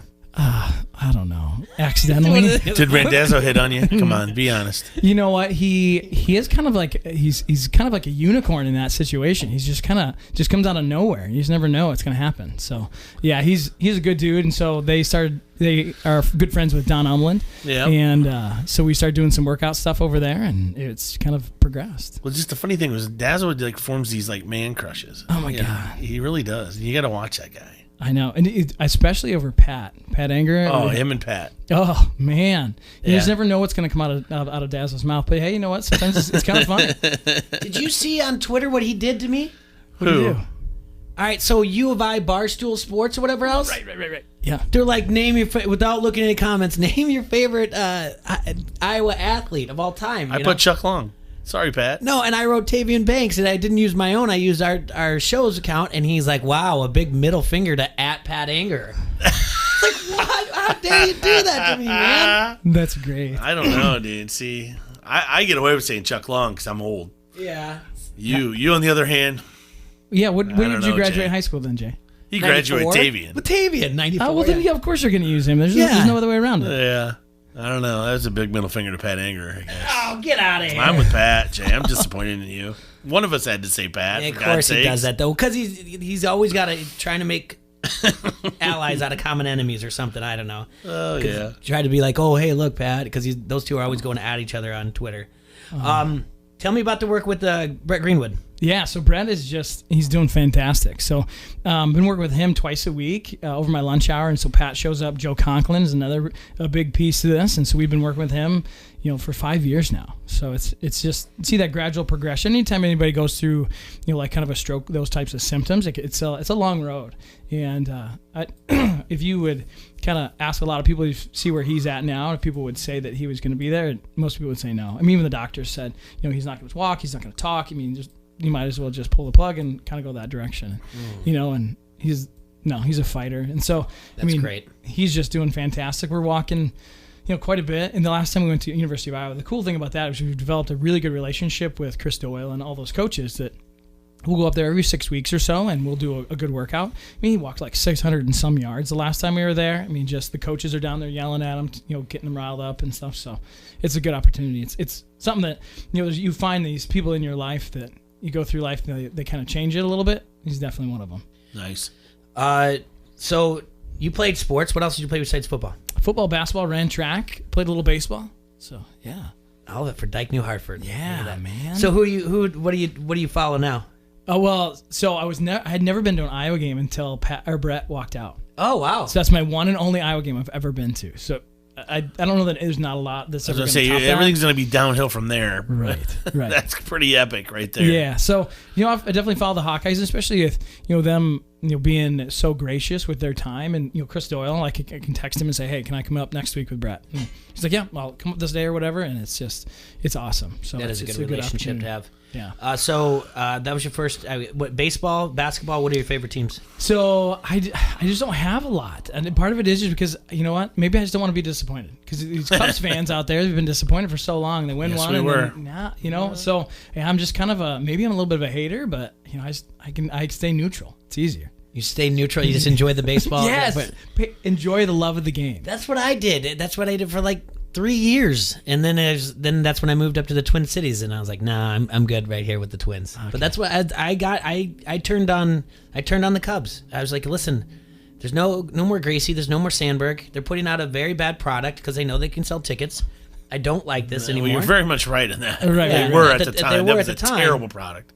So then I was like, I'll just be a baseball fan, and then after that, that's where I fell into that. But no, I can understand that. What about football? Do you have outside of the Iowa Hawkeyes and Northern Iowa Panthers and St. Ambrose? Right. Yeah. And, I just want to watch good football. And the problem is, like, depending on what you're watching, it isn't. It's just some of it's not a great product. It just depends. And so for me, it's just I like to watch whatever. Have a good beer and just relax. Tell you what, any given Sunday, Dallas Cowboys play, you see great football every time. Yeah, inconsistent football maybe. It's great. I love it every day. But like, so when you're sitting around though, like, let's just say like Katie's injury, where you just like right away you could tell. Oh, right away. Yeah. Same thing with like him, Clay Thompson. Mm-hmm. It's just a habit of what I do, and I work primarily with athletes, especially with ACL injuries. And right when it happened, I was like, that sucks. And like with Katie. So what was Katie's final? I never saw. Oh, he tore his Achilles. He had surgery like 2 days later in New York. Wow. So he's. Oh, he's done. Yeah. So that's the thing is like everybody's like, well, he'll make it back next year. No. Because he got hurt way too late in the season. With DeMarcus Cousins, he got hurt really early on in the season, so he was still able to come back and play the next year because it was at the end. But there's no way. This is the injury that ended Kobe's career in essence. I mean, Yeah. KD's not going to come back and be what he was, right? No, I mean, well, it'll take at least 2 or 3 years to do that. There's a couple injuries I never want. Achilles is one of them, just because of how long it takes. There's only one player that came back from Achilles and I think averaged above 28, and it was Dominique Wilkins. And he was a freak. And but there's the argument of that is he was playing just 82 games. He didn't have all those other the playoffs. Yeah, the miles on him as it was. So, but yeah, he's the only one I believe it's average 28 to come back from Achilles. Well, the next season, that is the next season. True. All right, not ever again, but the next season. Well, and part of it has to go on to is there's a lot of the trust issue that comes along with is he going to trust the Warriors and their athletic training staff? I don't know, because what he did, I was working with Chase and Randall when he was back here for a couple of weeks, and the one thing he said is that he heard that his business partner actually happens to be his agent for KD, and he moved everybody, the whole office, everybody to New York, because he had surgery in New York, the hospital for special surgery, which is phenomenal, and then he's probably going to do all his rehab and everything there. So everybody's questioning what he's going to do. Well, he already made a big move by moving everybody to New York. But he's going to be it, though. What do you mean? Who else is he going to play with? Kyrie? He signed with the Knicks? No, now that talk is Brooklyn. Yeah, with Brooklyn, the Nets? But yeah, Brooklyn. They've moved a lot of pieces around. I feel, and then they could be. I've been out of the loop for a little bit, Jay. You got to understand. I've been in Oregon hanging out with hippies, hugging trees, man. Yeah, I'm not. I know. I understand. They're out there. It changes every day. There's speculation because, like you said, they move everything to New York, and the same thing with Leonard. They're like, oh, he's got homes and property in L.A. So it's now the follow is where's his assets at? It's not where he wants to play or anything like that. Now the free agency, it's always like where they're trying to find ways all over the place to get the one-up story, I guess. Well, and a lot of those guys, they have so many other business ventures that look at LeBron. I mean, he's got his agency that he does, and he does so many of the movie stuff, and I mean they're trying to make money outside of basketball because they're trying to make what's the brand that I can have afterwards. So it's strategic in what they're going to try and do. Well, they got Space Jam 2 coming up, so fantastic. Yeah, I hear you. I actually, and honestly, I have not looked more than scrolled past it, but there were people actually talking about the people that have made the cut to be in Space Jam 2. Like this is an honor in the NBA to be asked. Much like the All-Star game, it's kind of weird too. The whole thing, how it works, the MLB All-Star game. I wish LeBron would just go away. So again, for the people that are just tuning in, tell everyone how they can get a hold of you and what services you can provide to their young student athlete. Yeah, so I think the thing that sets us apart, and the thing that we've, like we said, we saw that there was a niche that needed to be kind of filled, and so we developed a program that isn't just about kind of feeding kids, this is how good you are and this is where you can be, and it's kind of the same thing with Jordan Delp. He's the basketball guru in this area. It's being honest with these kids and saying you could be great, but the amount of effort and the time and how much work you have to put in to be great is just a lot. And so making sure that kids are know what's going to happen, and so we try and have those conversations with them early. Yeah. Life's about choices, and we have to make sure that you're making good choices for yourself, for your family, for everybody, and things are going to help you the most part. So especially at a younger age, we start talking to them about nutrition. That's a big piece of what we do, and we sent one of our guys, Nick, so he played Division I football and stuff too. So we sent him to go get a Division or a high level certification for nutrition, so we can start having good conversations with these kids and start having programs. So we start at an early age. Most of our kids are right around 9, and so we start doing developmental stuff. So just really good movement quality stuff, injury prevention things. With myself being more in the PT side of it and the injury prevention or reduction, how do we make sure these kids are going to be safe? Let's try, and this is an epidemic like the ACL thing we talked about.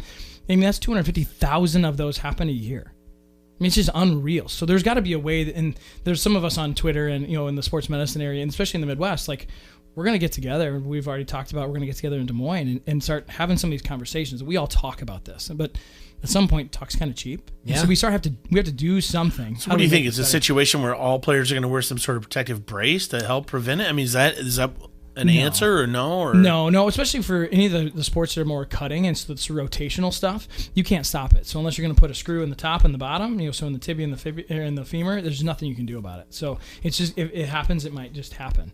Okay. But, for if you're an offensive lineman, like the University of Iowa, they all have them, they're custom, but that's also because it can stop the hyperextension. So if somebody runs into it, so they did a cost benefit and ratio with that for somebody to tear it and go through the rehab surgery and stuff, it's like $40-some thousand. Well, it's $17,000 to put a brace on all their linemen. It's worth it. Yeah, absolutely. Might as well. So then I don't have to worry about having that be an injury or an issue. So, but with the ADP, so we do stuff at Augustana, so at Carver and also at PepsiCo Center with Don Umland, like I said. Mm-hmm. And then also we have the exclusive contract to TBK, so Sports Complex. So we do stuff out there. And then we just took on DeWitt High School. So we have a strength coach out there. Nice. And so we're kind of growing. We're trying to move forward. No, that's great. We're very popular in DeWitt. Yes, we are. There you go. I did the thing you said about nutrition was really important, and it was one of those things back when I was a teacher and a wrestling coach, and one of the things I wanted to implement was a nutritionist that would come in like once a week to talk to the kids about when you're watching and maintaining weight. You never want to say like cutting weight or whatever. When you're maintaining your weight, to do it the right way. It's okay to have a chicken breast or whatever instead of a double quarter pounder, and then try to say I'm just going to work extra after practice to lose that weight type of thing. Well, and if you would talk to Dazzo, his favorite thing is Polar Pops, and so the dude just loves those things. That and Chick-fil-A, man. If he really loves, dude, we got in a huge debate about Chick-fil-A on Twitter with him. Yeah, but what do you dip it in? The sauce, right? Yeah, I'm like, the sauce is for the fries, man. Yeah, man. I'm with them. I the savory part of the chicken. You get the chicken and the pickles. Yeah, it's done. It's already done. Yeah, so some of the stuff we're going to be doing, and some of the stuff is going to be coming pretty quickly with our, with us making a move. We're going to be joining with some other bigger partners in the Quad Cities.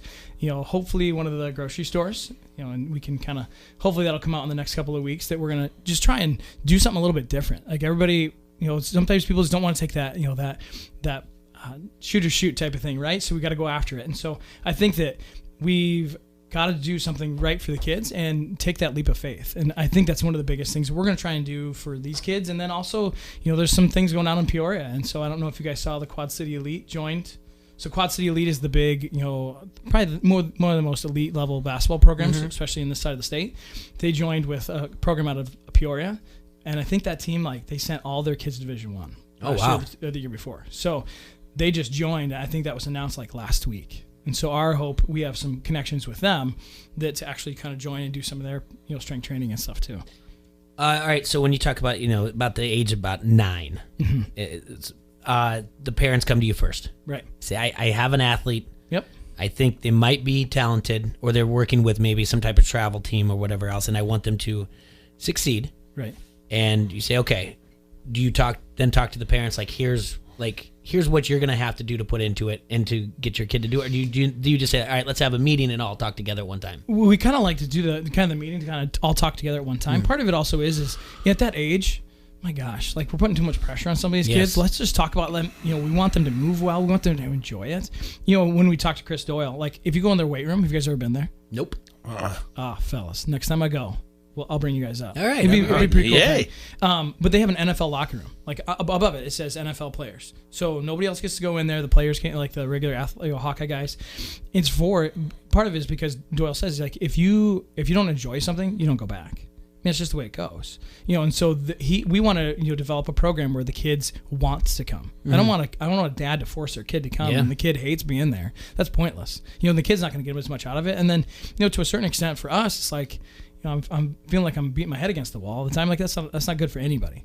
And so we want to develop a great opportunity for these kids. And we want, if we do that and do that well, these kids, when they go off to college, they're going to call us when they come back. Like Megan Sharkey, worked with her for 4 years. She called me on a Thursday, and so she's like, hey, can I get a workout in? And so it was 4 o'clock when I started with her. She got back at 3 in the afternoon. So right away, she was into work with us. Same thing with Chasen. We want that. And that's what we're trying to develop, because then those kids start to trust us, and we can say, this is what you're doing well. but this is how we can get better. Yeah, and say, I want you to succeed, because then I can go on this radio show and name drop you. Oh, that's God. why. So you got to get part of it, right? Yeah. That is part of it. You got all these clients. Dazzo's head's spinning over there because I give him a hard time. Usually, last time he was in, I was like, I set the number of how many names you can drop at 4.5, and he's like, "What, did I do it? Did I do it?" Because he loves. He always drops the guys and everything. No, but I think it's what you're saying is proving what we talked about when we actually pitched this show. Right. And that was, there's so much talent here. Right. And ton of local talent. Our television media and our print media can only do so much.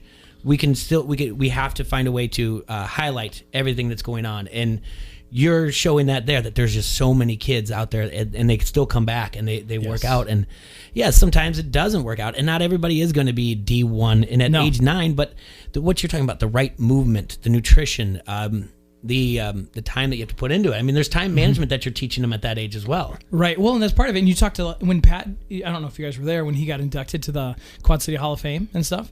And so one of the things he said was, being mediocre is fine. Like, there's nothing wrong with it, but there's nothing great about it either. And so one of the things that we're trying to, talk to these kids, like, you can be great, or you can do what you want to do and just put in minimal time. That's fine, but you have to make the decision. It's nothing that, like, I can do, Nick or Paige or anybody that works for us or your parents. Like, you have to make that decision. And the kids that have really done that, you look at like DJ Carton. My gosh, the time that he put in his junior year, boom. It was exploded. Oh, yeah. And then now he was the number 2 point guard in the country.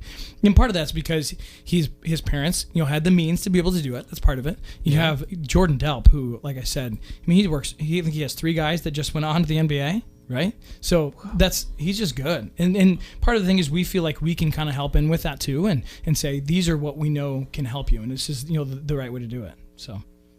Yeah, we're going to take a quick break. We're going to stay in studio with Matt here, and then I think Vasco's going to join us as well. But we just need to take a quick break, and we'll be back here at Don't Hassle Us, We're Local. All right, everybody, want to remind you about this weekend. Pints has their 8th annual Par for the Pork. Beware of the Snowman, Jay. Beware of the Snowman. Yeah, pretty good thing. We still have about 5 spots left. It's a 1 p.m. shotgun start out at Hidden Hills.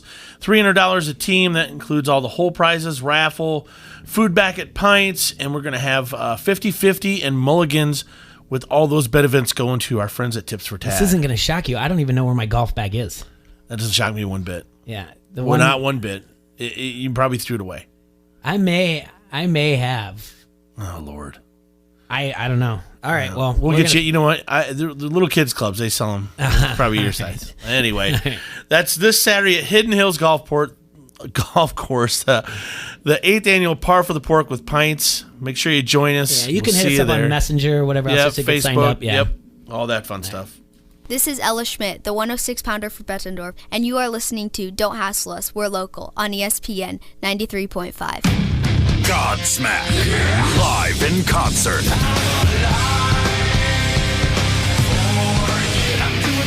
September 22nd, Taxslayer Center with special guest Hailstorm. Tickets on sale this Friday at 10 a.m. Online at livenation.com. Godsmack live. Line-X of the Quad Cities is more than a protective coatings company. Line-X has a wide variety of vehicle accessories, floor liners, splash guards, rain guards, bug shields, and cargo mats for those rear storage areas. They can also outfit that work vehicle with ladder racks, toolboxes, toppers, running boards, and trailer hitches to goosenecks or fifth-wheel hitches, van organizers, and bulkheads. Whether your vehicle is new or used, stop in or call Line-X of the Quad Cities today and check out how Line-X can help you. Ask for it by name. Line-X. ESPN 93.5 is the Quad City sports leader and home of your local sports show, Don't Hassle Us, We're Local. Listen for a chance to win everything from tickets to free food. Every time you win and pick up your prize at the ESPN 93.5 Pepsi ticket window, we'll give you a Pepsi for the road as well. It's like winning twice. Get more chances to win by downloading the ESPN 93.5 app or going to ESPN935.com. From the Quad City sports leader, ESPN 93.5. Hit a home run on your next new or used car purchase at Sexton Ford. With a huge selection of new Ford cars and trucks, you'll feel like you've entered your personal field of dreams. You'll be treated like an all-star from sales to service, auto body to parts. Sexton also has a major league selection of pre-owned vehicles. Why wait? The game's on at Sexton Ford in Moline. Oh yeah, Sexton Ford is the talk of the town. From the first pitch to the last out, you'll hear every inning of Chicago Cubs baseball on ESPN 93.5. He's at the warning track. It's at the wall. So long. Presented by Frick's Tap, Glens Creek Golf Course, G&G Retailers, Augustana College Athletic Department, Sexton Ford, American Family Insurance, Adam Rattler Agency. Game over. Cubs win. The Chicago Cubs are on the Quad Cities sports leader, ESPN 93.5. From the Sheedy Family Chiropractic Studios, this is the Quad Cities sports leader, ESPN 93.5, KJOC Bettendorf. Join the conversation. Follow ESPN 93.5 on Facebook and Twitter to never miss a thing from the Quad Cities sports leader, ESPN 93.5.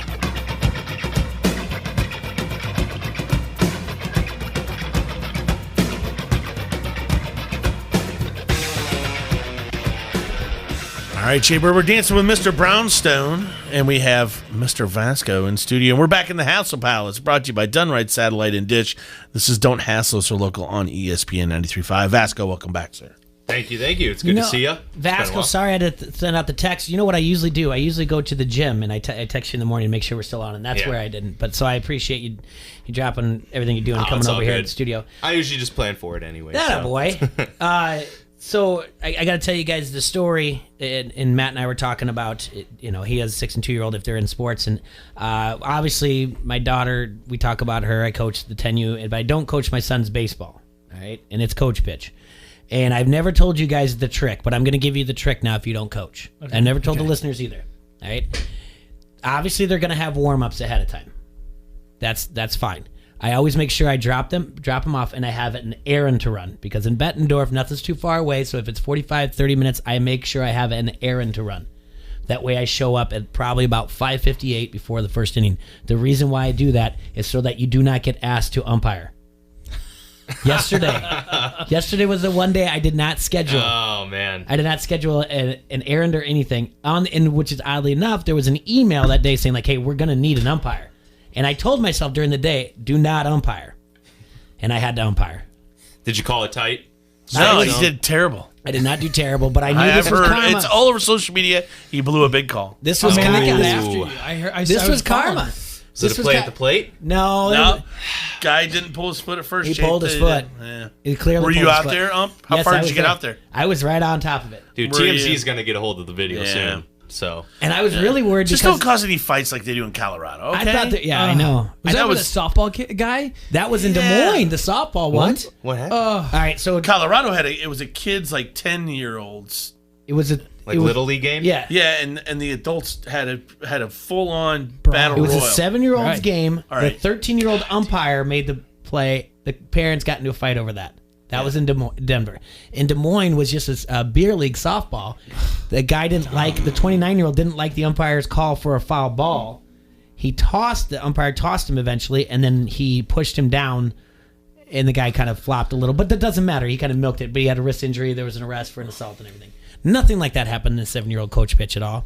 But I'm telling you, this is karma because I'm also known for being a spaz. And the thing is like, I don't know if it's I have big ears, but I mean, I can almost hear everything. So when he's talking about, when he won't when the other coach wouldn't he's like, he said he pulled his foot. And I'm like, he pulled his foot. Like, I just want to take the time and be like, coach, I don't want to do this. I just want to be like, I do not want to be here. I want to watch my son. I've never got into it with an umpire. I didn't get in. Yeah. You're laughing over there. There was that. I tend to doubt. There's a matter of throwing your arms up. You're a smart man. I was really worried that the winner was going to go on to the gold bracket and the loser to the silver, so I thought there was some pressure going on here. That's when I tweeted, and I was tweeting in between, and I think I got called out by a grandpa because in between innings I would give updates, and hey umpire, get off the phone. He goes, hey Blue, what inning you got?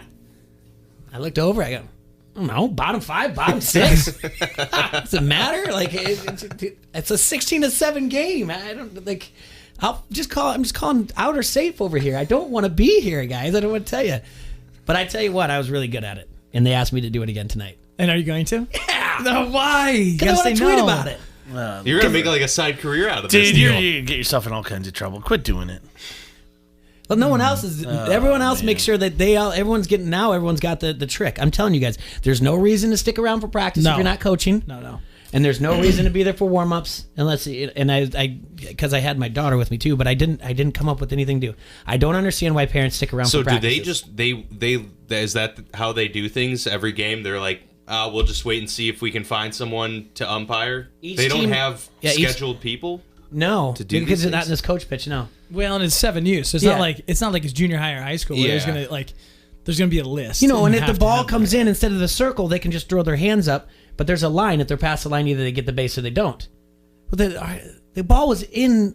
I got so used to the ball being in the infield that the coach was like, he didn't throw his hands up, and I was like, yeah, but the ball was in there. He said he didn't throw his hands up, and I said, you know what? So I wasn't arguing. I'm like, you know what? You're right. Technically, he didn't. So yeah, go ahead and score.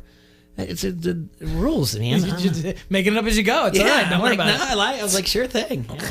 Yeah. I'm worried about tonight because now we're getting into tournament play though. I'm gonna have to. Maybe I think someone said on the Advanced Pizza Pub and Grill Facebook. I'll get the coaches together before and just warn.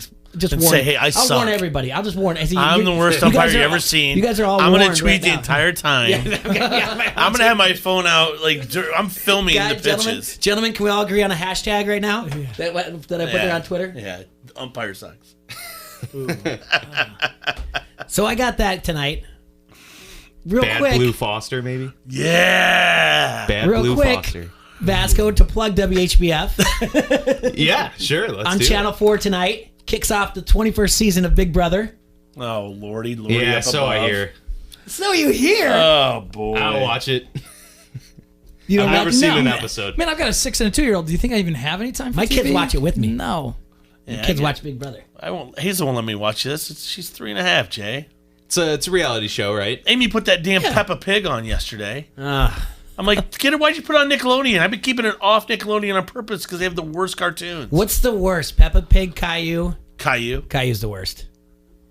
The worst kid show? Yeah. That Peppa Pig goes right up there. That's the worst drawing I've ever seen. I don't know. Call yourself an artist. A couple of those Disney shows are really, really bad. I'm trying to get her into South Park, but Amy won't let it happen. I think Amy's we're going to go with that. No, you got to go Ren and Stimpy or something like that. Get it. But speaking of, did you see the Cubs Braves yesterday? Yeah. What was that necessary? The umpire calls a ball out of the strike zone. Contreras doesn't like it. Flower sticks his nose in his business. Yeah, so I wasn't watching that live, but they were talking about it throughout the game, and then they did show some replays of it. I mean, yeah, that didn't seem necessary. Didn't really warrant it either, because that's what Contreras was addressing after the game, and he was what like, happened? I'm just passionate. I'll paint the picture for it, all right? You know. So Contreras is up to bat, and there's a ball on a 1-1 pitch, and it was out of the strike zone. Not bad. Flowers framed it well. Contreras said something to the umpire, and Flowers decided to tell him to basically get it back in the box, do your job. Yeah, shut up. So, and this also came by earlier the inning before. Who was it? The third baseman, Josh Donaldson. When he was up to bat, there must have been some jawing from the dugout from the Cubs because he gave him the put his finger over there. So I don't know if they're trying to find bad blood between the Braves and Cubs. I don't see it. But I don't think the Braves want any bit of the Cubs. They'll beat them up in a fight. All right. Well, so he went yard. He went yard. He jawed at Flowers. He said something to their bench. Let's go position by position. Rizzo beats up Freddie Freeman easy. Yeah. Easy. Nobody's Nobody's beating up Javi Baez. I'm gonna tell you right now. Chris Bryant is too good looking to get hit. No one's gonna touch Bodie could probably hold his own, you know. Bodie can hold his own. Bodie and Schwarber will just Schwarber's a wrestle wrecking someone. ball, and I'm gonna tell you what, so's Definitely. Hayward. They're like the '80s tag team with like matching tights. That's it. All the What, other things. Bodie and Schwarber? Yeah, that's it. They just look alike. They're just like they're Ole and Arn Anderson, the Minnesota Wrecking Crew. That's what. And Javi's a fireball. I guarantee Javi can throw down, dude. I could see Albert Almora being like the quick guy with with the elusiveness. Yeah, skills. Dude, Hayward's a big man too. What's the Braves gonna do? Dansby Swanson. Dude, that's we'll what they're throwing at you. And we're gonna bring out John Lester, dude. Dude just looks like but he'd he'll wreck get the your yips face. in the middle of it and not be able to like throw it or anything. That's all right. He'll just sit on somebody. I really like the article on MLB.com that we're talking about it because after the game, Flowers said because Madden and him they started talking about it, and Madden went to Flowers and they discussed what happened. And Flowers said, he's known me long enough to know I'm not really an instigator in those type of things, Flowers said of Madden. So I gave him a quick rundown. So he's just like, Madden gets me, right? And then later on, Madden's quote is, I was kind of amused by the whole thing. I don't really know Mr. Flowers. So it's like two different how the situation went. But, I mean, this is now, it was last week was the Rockies last week. Silly. So are the Cubs, last week was the Rockies. Now this week.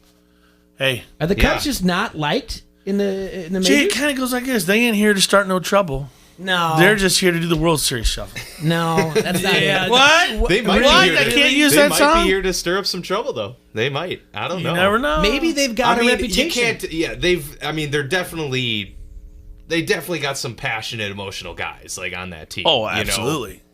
Contreras and Baez for sure. Like they've got some swag to them. I mean, if they're hitting bombs, they're gonna let you know it. You know, which I don't see anything wrong with. You got to have a little attitude to your team. And, and when you got a wrecking ball like Rizzo and Schwarber behind you, what are you going to do?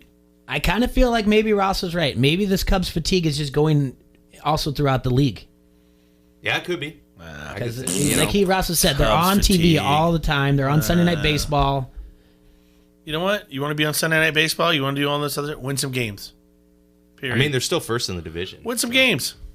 Yeah, well, how many games did the Cubs lose in a row? Was it like? Wasn't it? Don't matter. Just saying. There's I like say win 6 or some games. Make some ratings. Make some ratings. I don't know what to tell you. Sorry, user A's. It was a big old WGN versus TBS fight last night almost. Yeah, they're up by 1 game on Milwaukee, the Cubs are. Yeah. See? Yeah, I mean, it's going to be a tie race to the end. It's going to end up just like last year where final 2 games or even the final game is going to decide something.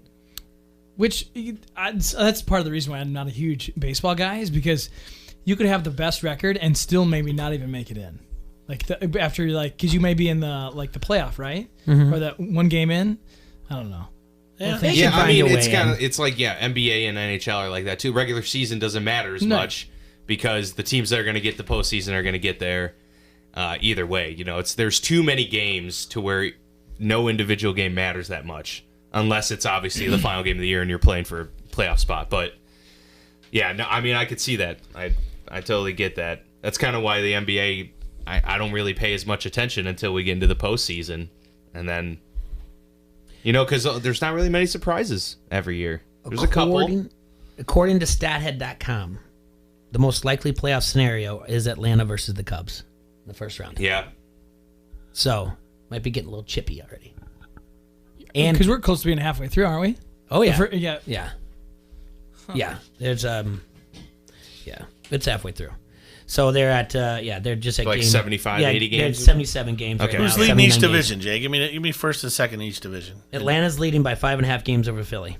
I knew Atlanta would do it. 46. Yeah, Atlanta's good. 46 and 33 to 40 and 38. I said at the beginning of the year, Atlanta scares me. Dodgers have the best record in baseball at 54 and 26. Who's in second? Twins. 50 and 27. No, I mean in their division. No, Silly. no. Colorado. Yeah, Colorado. I was going to Twins. say. Yeah. I thought you meant best record in baseball. Lord. I didn't. I don't know. Were you listening yesterday when I told you about the? I'll go back to it real quick. The tweet on Sunday from the Houston fan.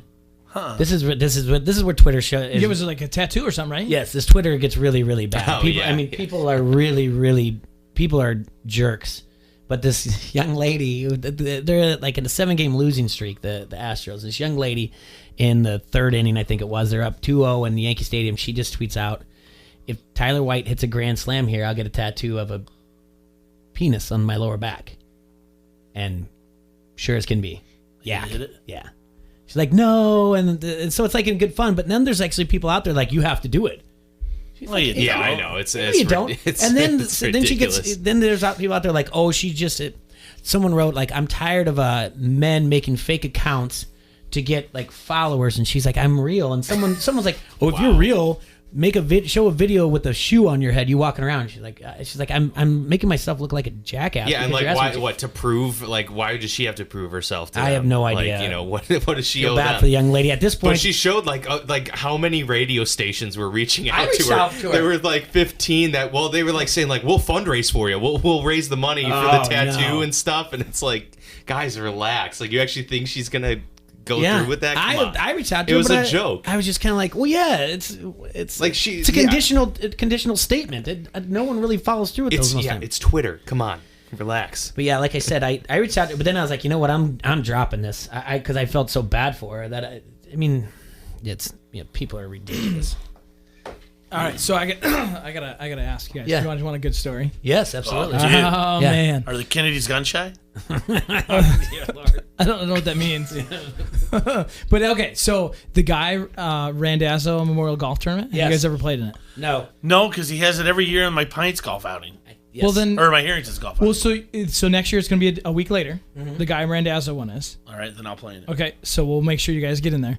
So this year, have you guys ever seen anybody get a golf cart stuck in a sand trap? Well, it's not supposed to do that. Right. So that's amazing. There. All right, so you're not supposed to drive into the sand traps. No, you're not. So, so I was in 1B. In 1A, it was Joe Conklin, Matt Randazzo, and Pat Anger. And so it was and I can't remember the other guy that was in that group with them, but they kept taking the pin out. And so we were on hole 2, going to hole 3. Yeah, and you couldn't see where the hole was. You can't see where the hole is. So I had Kyle, who was in my cart, drive me over to Pat's cart.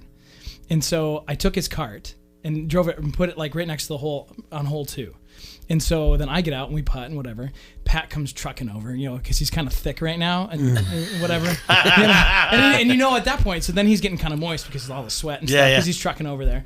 But so then he gets all the way over there and Joe's like, hey, let's get in the car. Pat's like, I got a good idea. He drives it into the sand trap.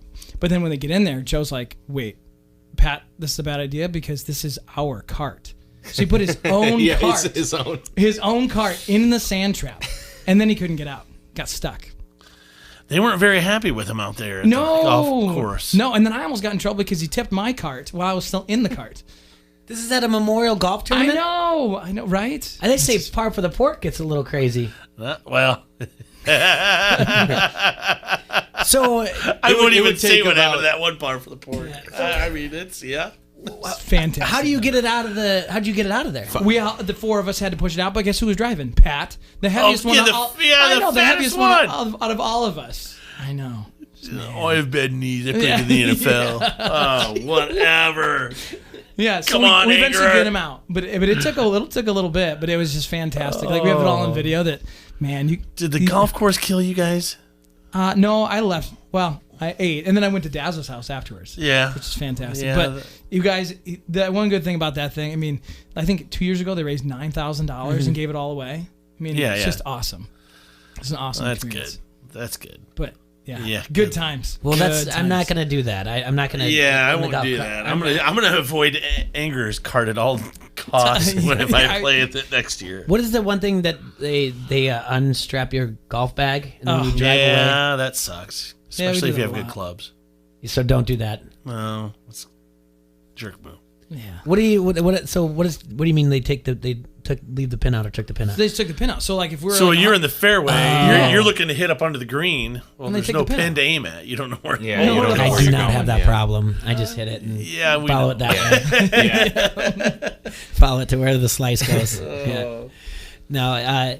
See, I just turn instead of actually correcting my swing and doing a better job at driving. I just overcorrect myself by turning as far left as possible because I know it's going to slice right. That's and then it'll go right onto the fairway. So that would be like the one time I hit it straight when I do that. That's my biggest fear. Right, is exactly, that I do that and then it goes straight and I'm like, no, it's true. That does happen. That's why I figured out how to hit it straight.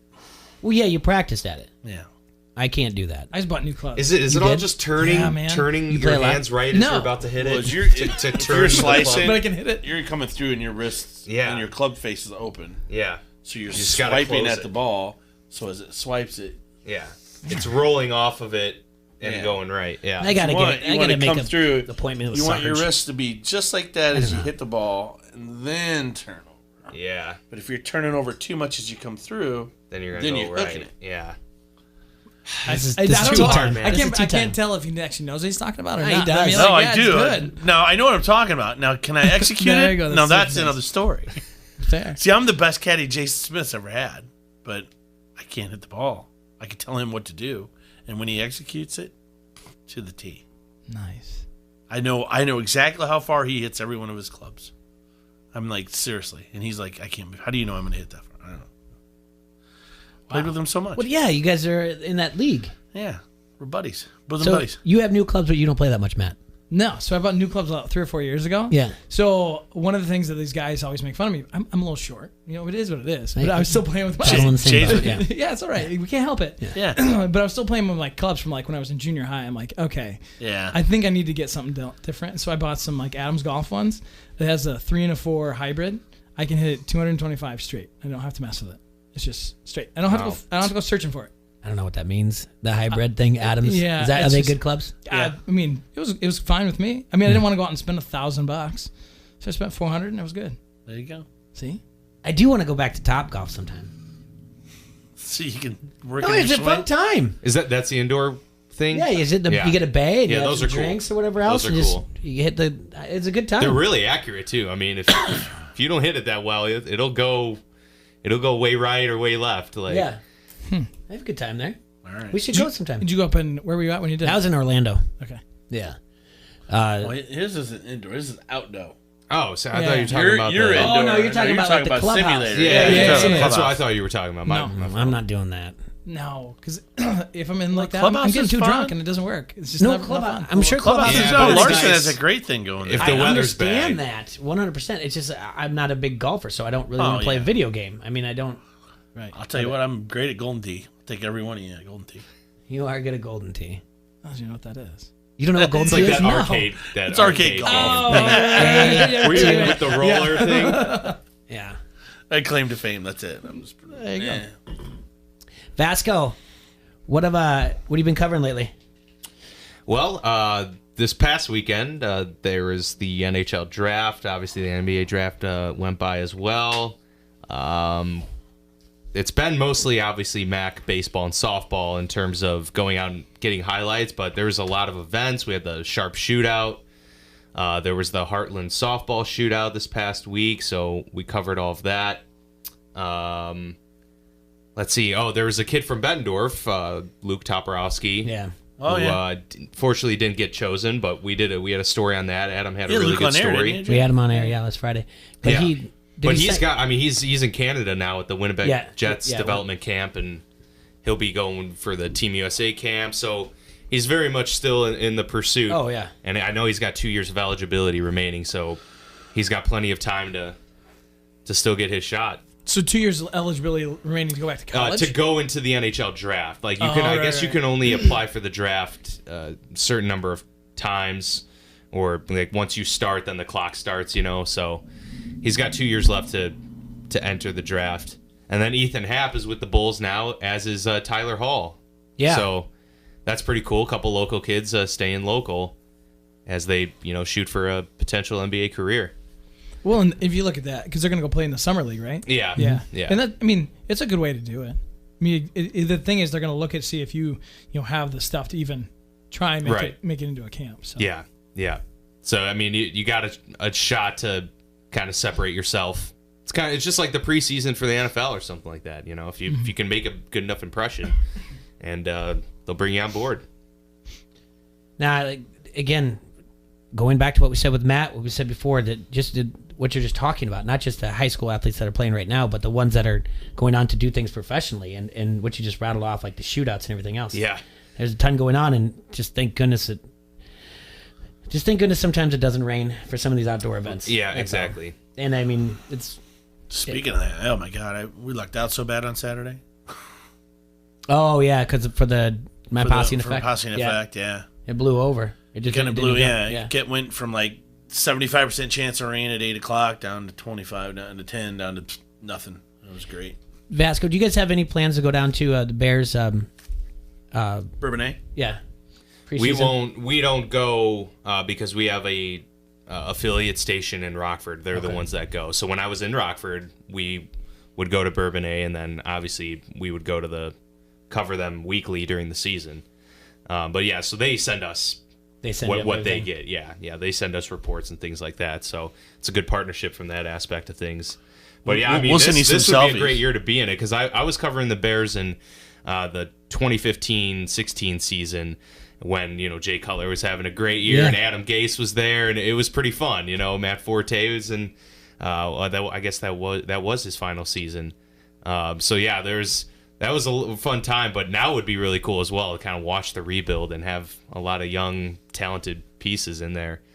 But yeah, I was there when like Martellus Bennett was in the locker room, so he was always good for a laugh or two, saying something ridiculous.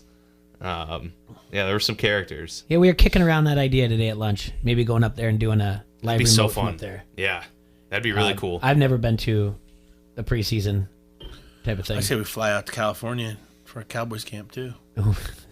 That's where they do it? They go to California for it? Yeah, I think they do. If somebody wants to be the... Why would they go out there? Yeah. I have no idea. Because they're the Dallas Cowboys. Yeah. That's what it is. Jerry it's Jones. so humid in Dallas. It's very humid. Hey, no better way to prepare yourself for the grinding NFL season. Jerry Jones is the richest man in the NFL. Yeah, ain't nobody got time for that. Yeah. If there's somebody out there that wants to be a major sponsor and sponsor this trip out there, we'll gladly go cover the anybody who wants to be a sponsor for us to go to the Super Bowl as well. We have that's coming up as well. That's in the mix. Provide live tweeting and reports. That's from in the Super mix. Bowl. I really in the mix. I think that's something we're gonna explore to get on Radio Row and it's one of those. And you'll need someone to carry some equipment for you. So I have no idea. You do know there's you do know there was like some people from WHBF in here today from Channel 4. Yeah, we saw them walk by. They were saying, partnering with there. Let's get some sponsors to pay for us to go do that stuff. Let's do it, man. Because that'd be great. I mean, it's there. Radio Row's there for a reason. And I mean, what better way? I mean, they get all kinds of interviews. And unless your name's Dave Portnoy from Barstool Sports, you are welcome at the Super Bowl. Is he not? No, he's not. Dude, he got kicked out this He's past such year. a jerkwad. They found him in the stands and they kicked him out. Yeah, they kicked him out of the Super Bowl. Yeah. And they kicked him out of Radio Row. He had been going to games disguised. Yeah. This guy. What did he do? Basically, he's just causing trouble. He's just a jerk. Yeah. Like that whole thing with the Blues, like when he's a big Boston sports fan. Right. So when he was down in St. Louis, so it's a great start already. Yeah. So he was down in St. Louis, like causing all kinds of problems with Blues fans. And I guess like a bunch of people were just throwing stuff at him after they won. Like just crazy. Yeah, and he would just like have distractions in the stands, right? Like he's just there to heckling and he's just trying to be like the biggest antagonist there is, just to raise, boost ratings. Boost ratings. Bad press. There's no such thing as bad press. Now that you mention that, because apparently there's something coming out from HBO Sports where they kind of like follow him around, but he's trying to sell it like he thought it was going to be like a highlight piece, but they're really like going off about his short stint with ESPN. Oh, really? His misogynistic things that he says, all these other things. So he was under the impression it was going to be like a very flattering as he tells the story, but when he talks about after the filming and everything else and post production, he's like, I think this kind of went an opposite direction. I feel like this guy is like drumming up more viewership to be like, hey man, they really made me look bad. So he gets not only his fans, but he gets the people who don't like him to watch it, and that way he can say like, I have one of the highest HBO and he sports. Energizes the fans even more because now they have a chip on their shoulder, right? That I don't trust this guy one bit. I'm not a fan of him. It's like a big baller thing. Yes, exactly. Yeah, it's very If you're a fan of him, you got issues. Yeah. All right. Want to thank you guys for coming in, Matt. Thank you so much. We got to have you back on again soon. Perfect. Appreciate it. Yeah, we had a good time with you. Talk golf cart stories. Yes. Ooh.